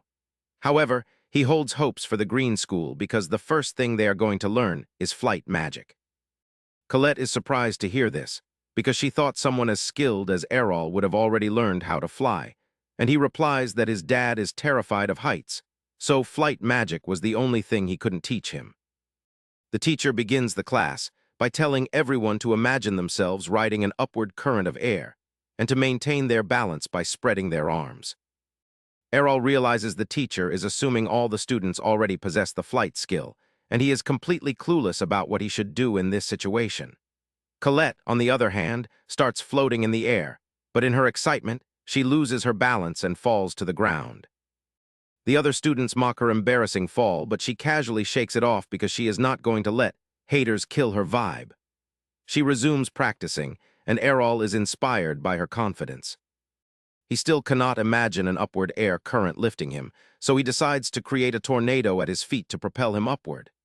The tornado flings him high into the air, and he crash lands on the ground, creating a crater beneath him. Colette is shocked to see that and helps him back on his feet when an arrogant boy with green hair arrives and mocks them for being losers.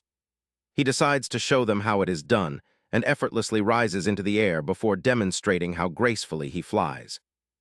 Colette is truly impressed by his skill, and the boy replies that he has practiced only flight magic until today, and he has won every race he has ever participated in.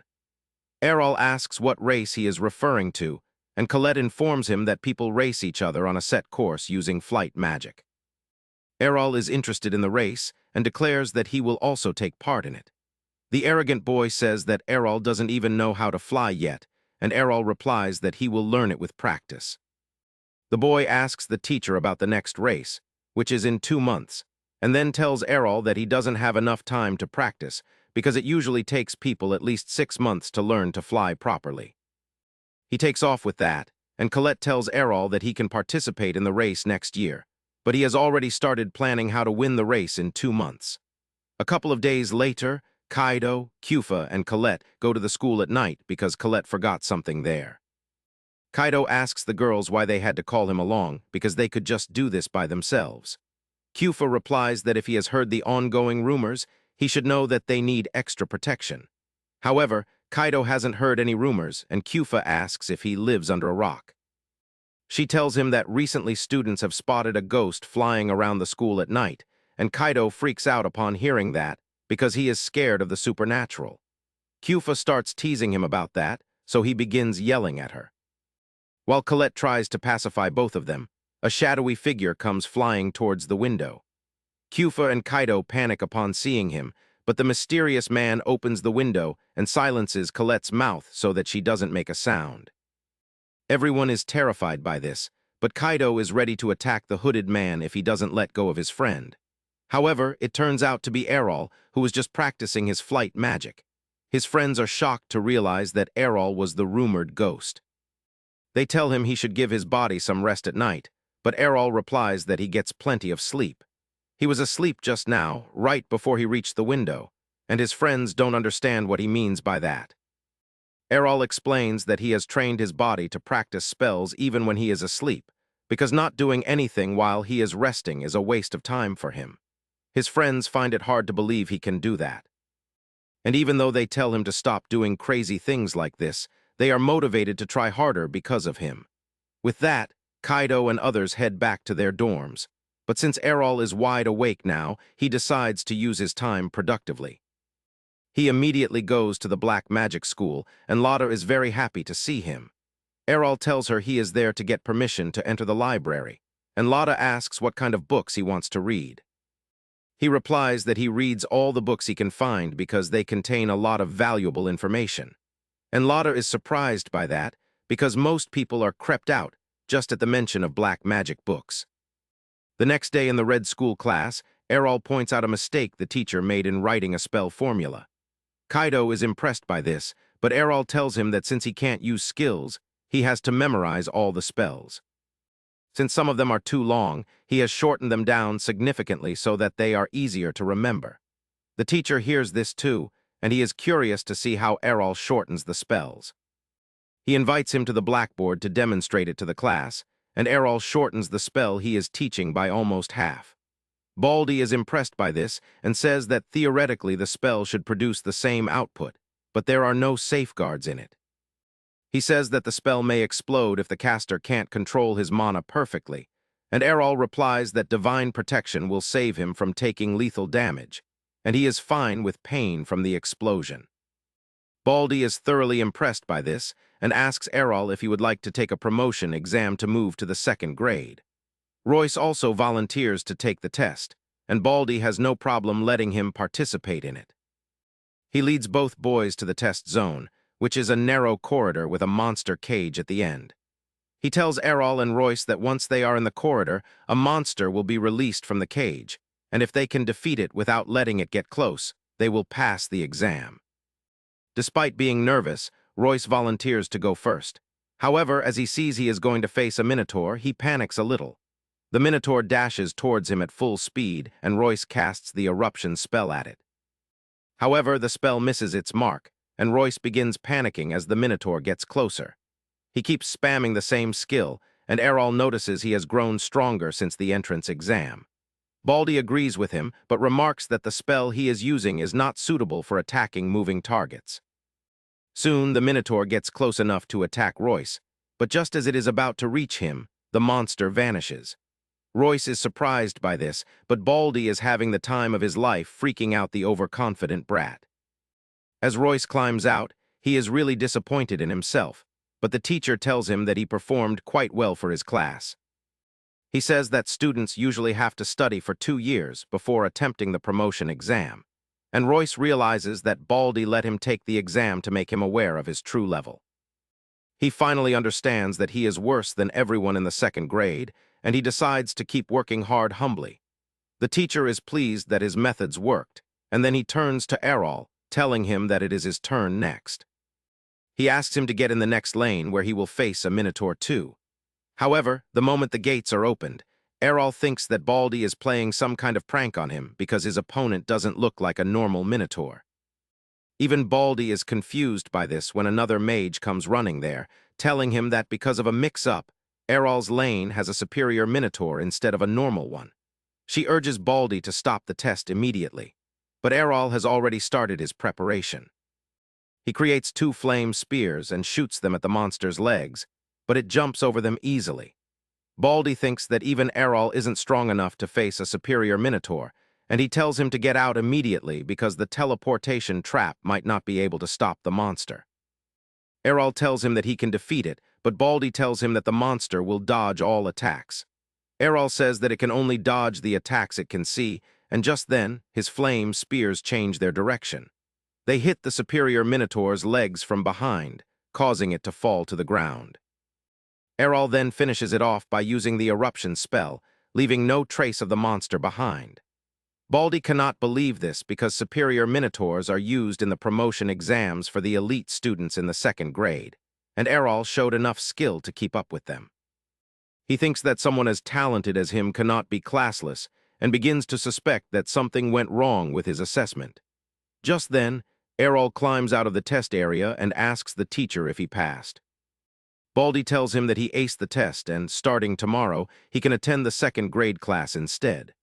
Later that day, Kaido proudly boasts about Errol's achievements to the girls, who ask him why he is acting so proud about it. Kaido replies that Errol is his mentor, so he should act proud of his strength. However, Errol is a bit disappointed because he is not satisfied by taking the promotion exam in just one school. He wants to take the exam in all schools so that he can move to the second grade in all of them. And even though his friends are shocked upon hearing this, they know that this is what they should expect from Errol. The next morning, Errol wastes no time catching up to the blue class teacher and asks her to let him take a promotion exam so he can ascend to the next grade. But the teacher isn't sure of his abilities and tells him that those exams happen only once a year, and when they do, he is welcome to apply and test himself. Errol wouldn't let her go so easily, though, and claims that he knows about the teacher's recommendation system, and if she recommends him, he can take an exam right now. The blue teacher agrees that it is indeed a rule, but they only use that for exceptional students who are 1 in a million in terms of their abilities. Errol tells her to witness his magic once then and decide for herself.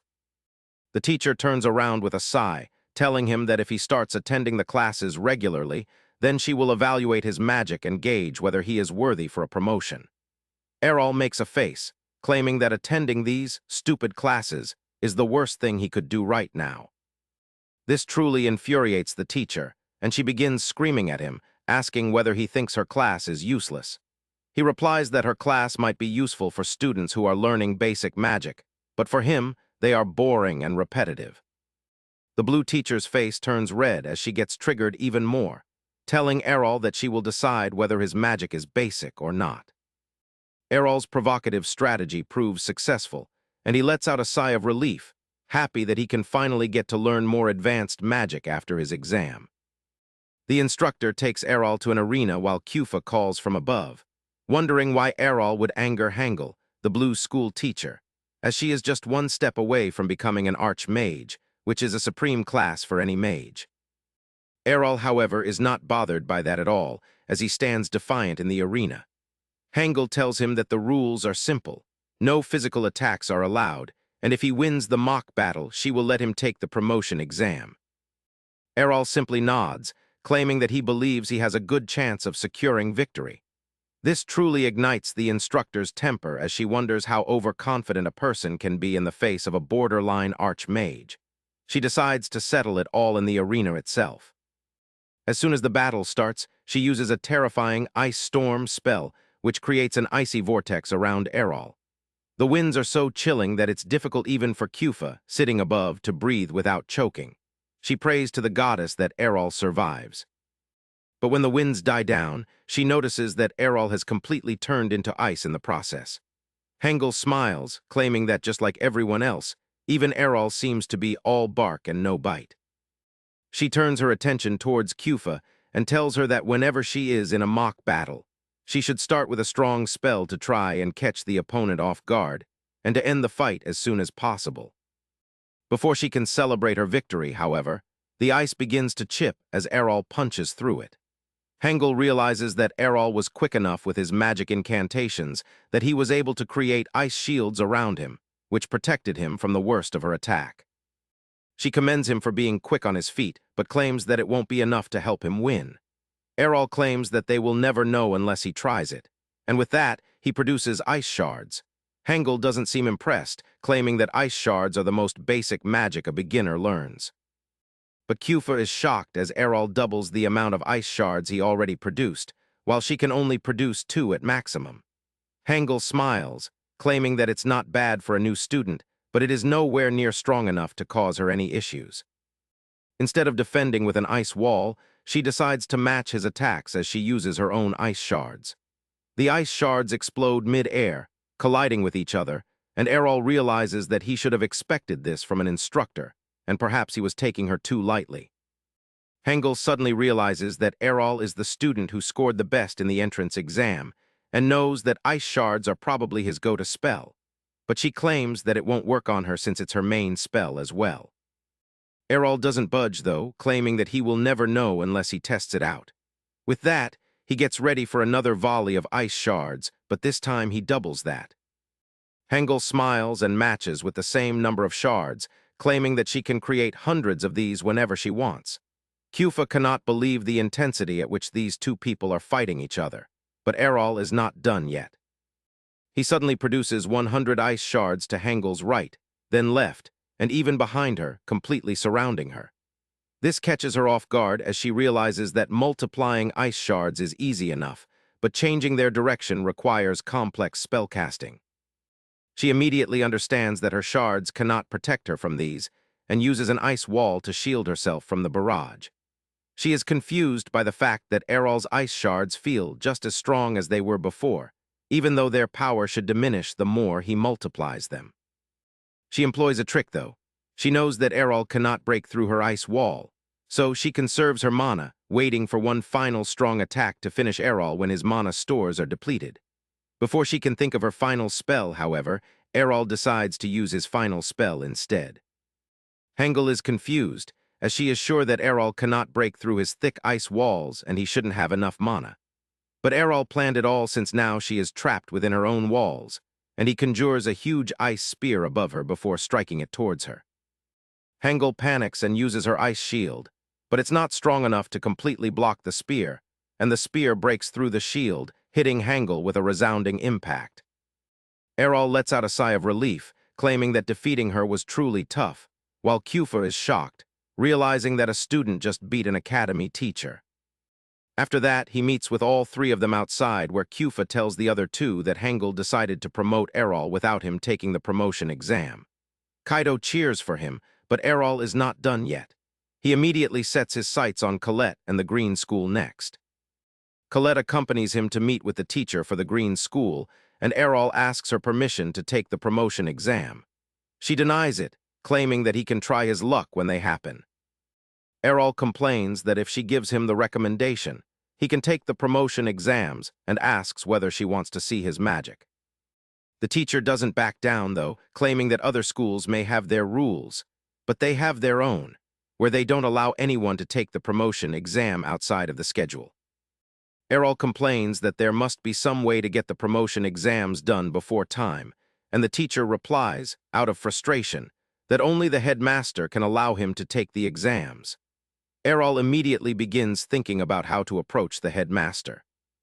But the teacher tells him not to even consider it, as the headmaster is a very busy person, and if he wastes their time, it could lead to his expulsion from the school. Errol realizes that he cannot take those chances, but Colette suddenly tells him that there is another way to meet the headmaster. She claims that the flight race is approaching very soon, and every year the winner is personally awarded by the headmaster. Errol thinks that it's a wonderful plan, since that way he could showcase his skills to the headmaster and ask for a promotion.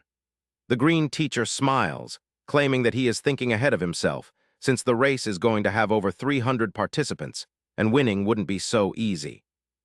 But Errol claims that he will win the race no matter what. Finally, the race day arrives, and all the participants get in line as the commentator introduces the headmaster of the school, who greets all of them and instructs them to have a clean game without getting hurt. Before the match can start, the green-haired boy from earlier walks up to Errol again, asking whether he is there to make a clown of himself. But Errol doesn't even recognize him. This infuriates the brat, who claims that he is Sky and he is going to become the fastest mage in the world. With that, the match finally begins, and the racers take to the air, colliding into each other and falling, while the better ones rise above the rest and start making their way through the course. One of the participants flies like a rocket, but has no control over it, so he smashes into the walls and gets disqualified. 15 of all the participants are leading the pack, with most of them familiar faces from the senior batches, but one of the professors realizes that there are 2 new faces in the mix, and both from their first year. They turn out to be Errol and Sky. Sky is shocked to see that Errol is able to keep up with them, but Errol replies that everyone is moving very slowly right now. Sky seems confused, but Errol tells him that it's a long race, and if they go full tilt from the start, they will slow down at the end and will have no energy to finish. They continue moving at a steady pace when they arrive at the first tricky turn, where they have to maneuver through a narrow gatehouse and then take a sharp left. Some of the racers go ahead, but are unable to make the turns, which results in them falling into the waters, while Sky uses his own strategy by being in the middle of the pack, which gives him the optimal position to make a successful turn. After turning, he smiles to himself, thinking that Errol is probably lost by now. But to his surprise, Errol is managing to stay right there with him, soon joining the leader of the pack. Dion, who is also the winner of the previous 4-year races, pulls ahead of the rest. But to their surprise, both Errol and Sky, who are supposed to be rookies in their first year, manage to keep at Dion's heels. Even Dion seems a little shocked that 2 first years could keep up with the fastest person in the 4th year. Sky starts struggling with the speed, but refuses to back down and pushes forward. But Dion reveals that she was still not going full speed. She takes it up a notch and pulls ahead while Sky slowly starts running out of gas, sweating as he tries very hard to stay in the race, but it's of no use as he completely runs out of mana.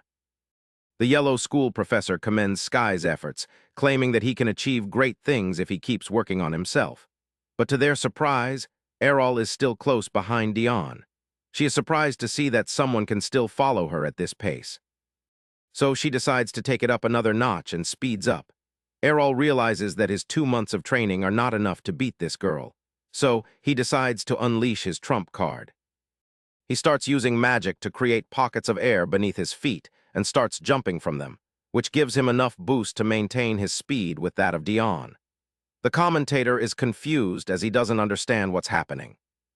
But the light magic instructor has sharp instincts, and he explains the magic that Errol is using, but claims that to be able to generate enough lift from that, someone would need the leg strength of a supreme-class swordsman, which is what's confusing him. They don't know yet that Errol never misses leg day as he continues to give Dion tough competition. But the light magic instructor claims that they must slow down soon, as they are at the home stretch, and would have to make a sharp turn once again in order to rush towards the final line. But at these speeds, they won't be able to do that and might crash. Dion knows very well that they need to slow down, but she also knows that the first to slow down would be at a disadvantage. She continues her speed for as long as she can, but then decides to slow down, as there is no way she could make the turn otherwise. Errol, however, doesn't really care and rushes to the corner and punches the air pocket to make the sharp turn instead. With that, he manages to clear the finish line in first position, winning the race, while Dion comes in second. Instead of being a bitter loser, though, she shakes Errol's hand, congratulating him on the victory and wishing him the best of luck for the future. After a while, Sky also reaches the finish line in third position, but is too exhausted to say anything and simply collapses on the ground. A little while later, the headmaster presents Errol with his medal and his certificate, and Errol seizes the opportunity to ask the headmaster for a promotion to the 2nd grade. The headmaster smiles, claiming that he has shown that he is an exemplary student and is free to be promoted to the 2nd grade. With that, Errol completes the promotion in green, red, and blue schools, which means that only 3 more schools remain. After securing promotions from the green, red, and blue schools, Errol turns his eye towards the Earth School as his next step. He goes into the department and straight to the reception, where he immediately asks the receptionist the quickest way of getting a promotion. She thinks for a moment before replying that participating in the annual assembly and showcasing your skills would be the first step to do that. Errol's eyes light up as he tells the receptionist to sign him up for that. But the receptionist informs him that unfortunately, that ship has sailed, and the assembly registrations are over. Errol cannot believe his ears and starts asking all sorts of questions, trying to find a way out of this problem, as without his promotion, he would have to attend pointless classes for absolutely no reason. He continues haggling with the receptionist, who tells him firmly to piss off, as she has no way of admitting him. He begs her for a chance, promising that he is ready to do anything in order to get into the assembly. Just then, a tall teacher calls him out from behind and asks why he wants to attend the assembly so badly. Errol responds that he wants to get a promotion, which makes the teacher laugh, and he replies that Errol can attend the assembly if he becomes his research assistant. Errol's eyes light up, and he immediately accepts the position before turning towards the receptionist, who shakes her head in dismay, asking Errol whether he has the faintest idea what he just put himself into. Errol is confused and asks more about it. So the receptionist reveals that the man was Professor Rag, who is an absolute master at controlling golems and loves to present them during the assemblies. But unlike other professors, he enjoys performing battles with his golems as well. Errol doesn't really find anything wrong with that. But the receptionist reveals that the opponents of the golems are not other golems, but actually the students who decide to become his research assistant. That's when Errol realizes that he just got played to become cannon fodder. And the receptionist asks whether he still wants to register for the assembly. To her surprise, instead of backing down, Errol doubles down on his decision, claiming that he doesn't care whether he has to face a golem. If that's the only way to get into the assembly, he is willing to take his chances. The receptionist is shocked at this, but has no other option than letting him register. A couple of days later, finally, the assembly day arrives, and everyone gets ready to present their skills through their earthbending magic. Some of them create beautiful swans. Some create scenes from a storybook, while some idiot decides to build a sandcastle. Finally, Professor Rag's turn arrives, and a silence falls over the crowd as they wonder who is going to be his newest victim. Kufa overhears the audience talking about how Professor Rag tortures students every single year in the assembly. And this time, he seems to have found a freshman. Kufa is terrified after hearing this and prays for Errol to be safe and sound. Professor Rag immediately creates 3 battle golems in the blink of an eye, which impresses the audience. Kaido notices that these golems look different from the ones they have seen in their villages, and Colette replies that it's because these are battle golems, not the usual ones. Rag then turns towards Errol and tells him to summon his golems so that the battle can begin. To his surprise, Errol calls out his golem named Alpha. But unlike Rag's golems that look like they are made of mud and dirt, Alpha looks more like a Power Ranger. The people in the audience are excited to see this, as there are no rules stating that golems must be made of mud. Errol explains that he has created the golem with the help of materials he found throughout his journey, and combined them through alchemy to produce good armor, after which he used earth magic to control his creation. So, it should be a completely valid golem. Rag simply laughs at that, telling Errol to stop joking around, as there is no way he could control such a heavy frame with earth magic, and there must be a human hiding inside the armor. With that, he pulls off the helm only to find darkness staring back at him. Errol puts the helm back. While Rag claims that the metallic parts are too light to have any sturdiness, and claims that even though it's clear that Errol has put a lot of effort into this, his creation wouldn't be able to survive a single hit from Rag's golem. Errol tells him to shut his trap and bring it on. Rag immediately tells his golem to attack and destroy anything that comes in its path. Immediately, one of the earth golems jumps into action and rushes straight towards Alpha with incredible speed before aiming a punch straight at its head, hoping to end the fight in a single blow. Alpha, however, simply catches its punch in its hands without even moving from its position. This alone is enough for Rag's golem to crumble into little pieces as if it were a pottery monster.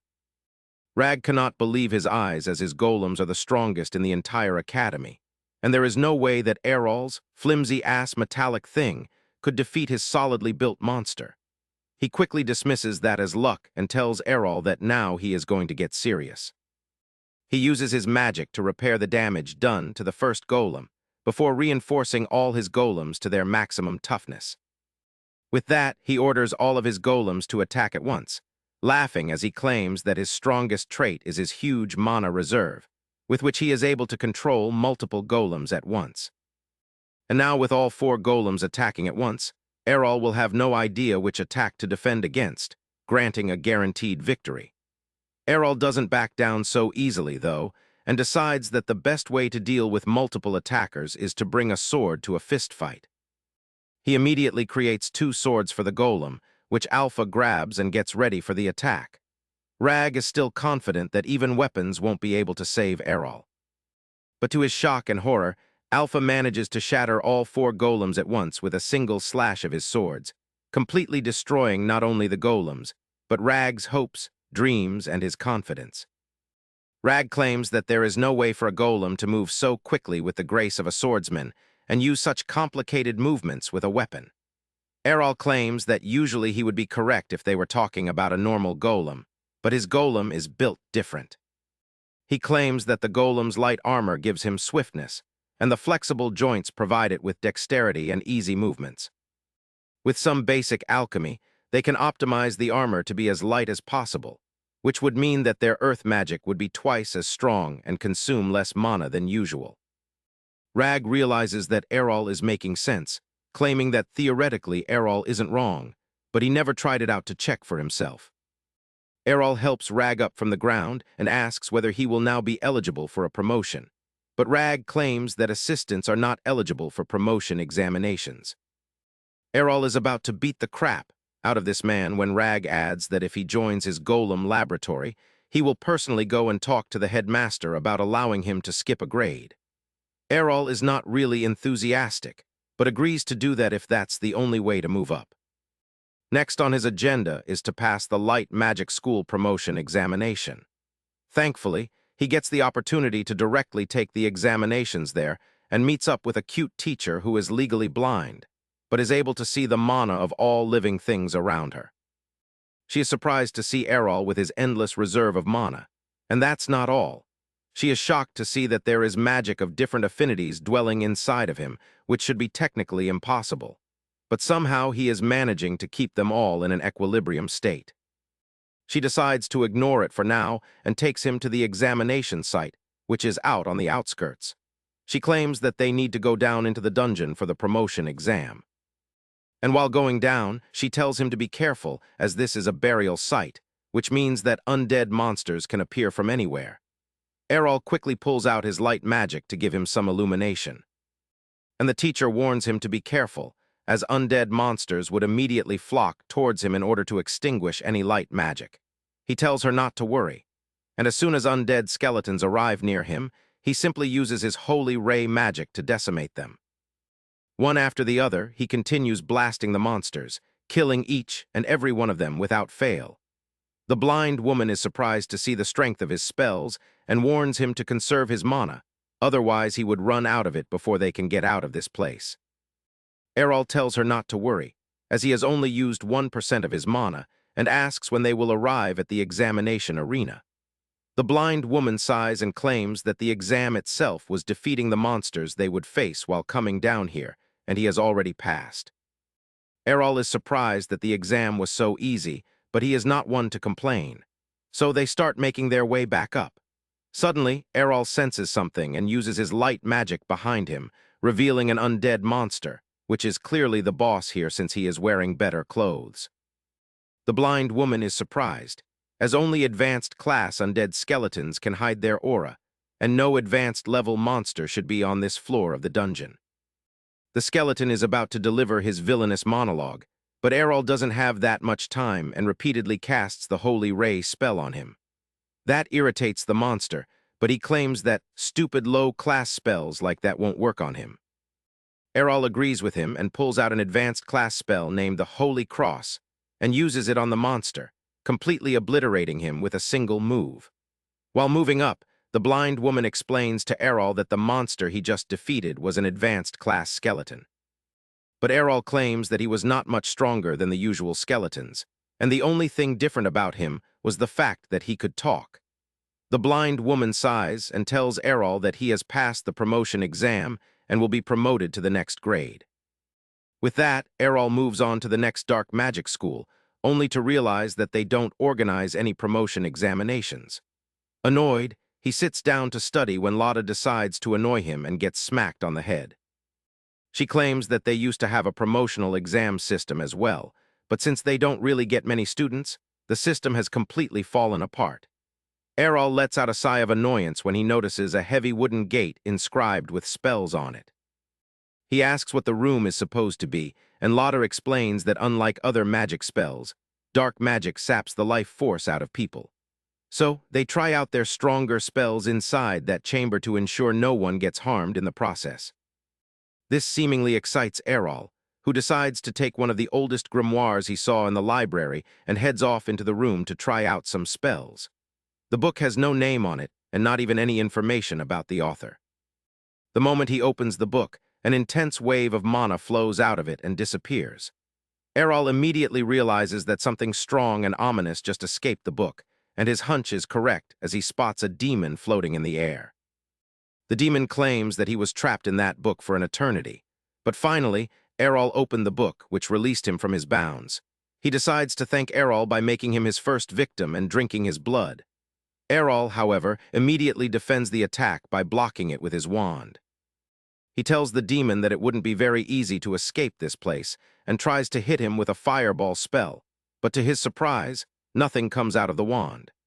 The demon laughs and points down to a magic circle which he created, forcing Errol into an anti-magic barrier field. He laughs at Errol, claiming that now Errol can't do anything. But Errol decides to simply slap the crap out of the demon instead. The demon laughs as he knows spellcasters are terrible at hand-to-hand combat, but before he can even blink, he gets decapitated by Errol. This really shocks him, as he cannot believe that a mage just cut his head off with a wand, no less. He reattaches his head and tells Errol that even if he is a magical swordsman, he won't be able to defeat him. But Errol proudly exclaims that he is a classless person, and with that starts attacking the demon relentlessly. At first, the demon simply laughs that he has an endless mana reserve, but soon his mana starts depleting, and he begins growing smaller and smaller while Errol continues his assault. Finally, he becomes the size of a rat and starts begging Errol to stop, as otherwise he would disappear entirely. Errol decides to stop, but uses a servitude seal to make the demon his slave.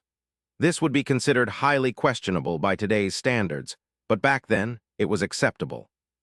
The demon doesn't like it very much, but every time he complains, he gets burned by a flame magic due to his servitude seal.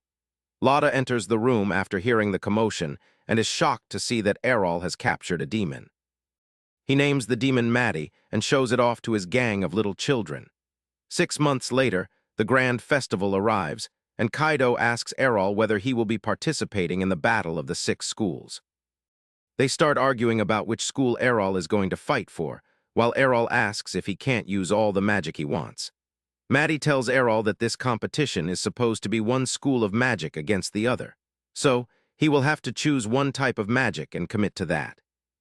Errol decides that he will meet with the different headmasters first, and only then decide which magic he wants to use in this particular competition.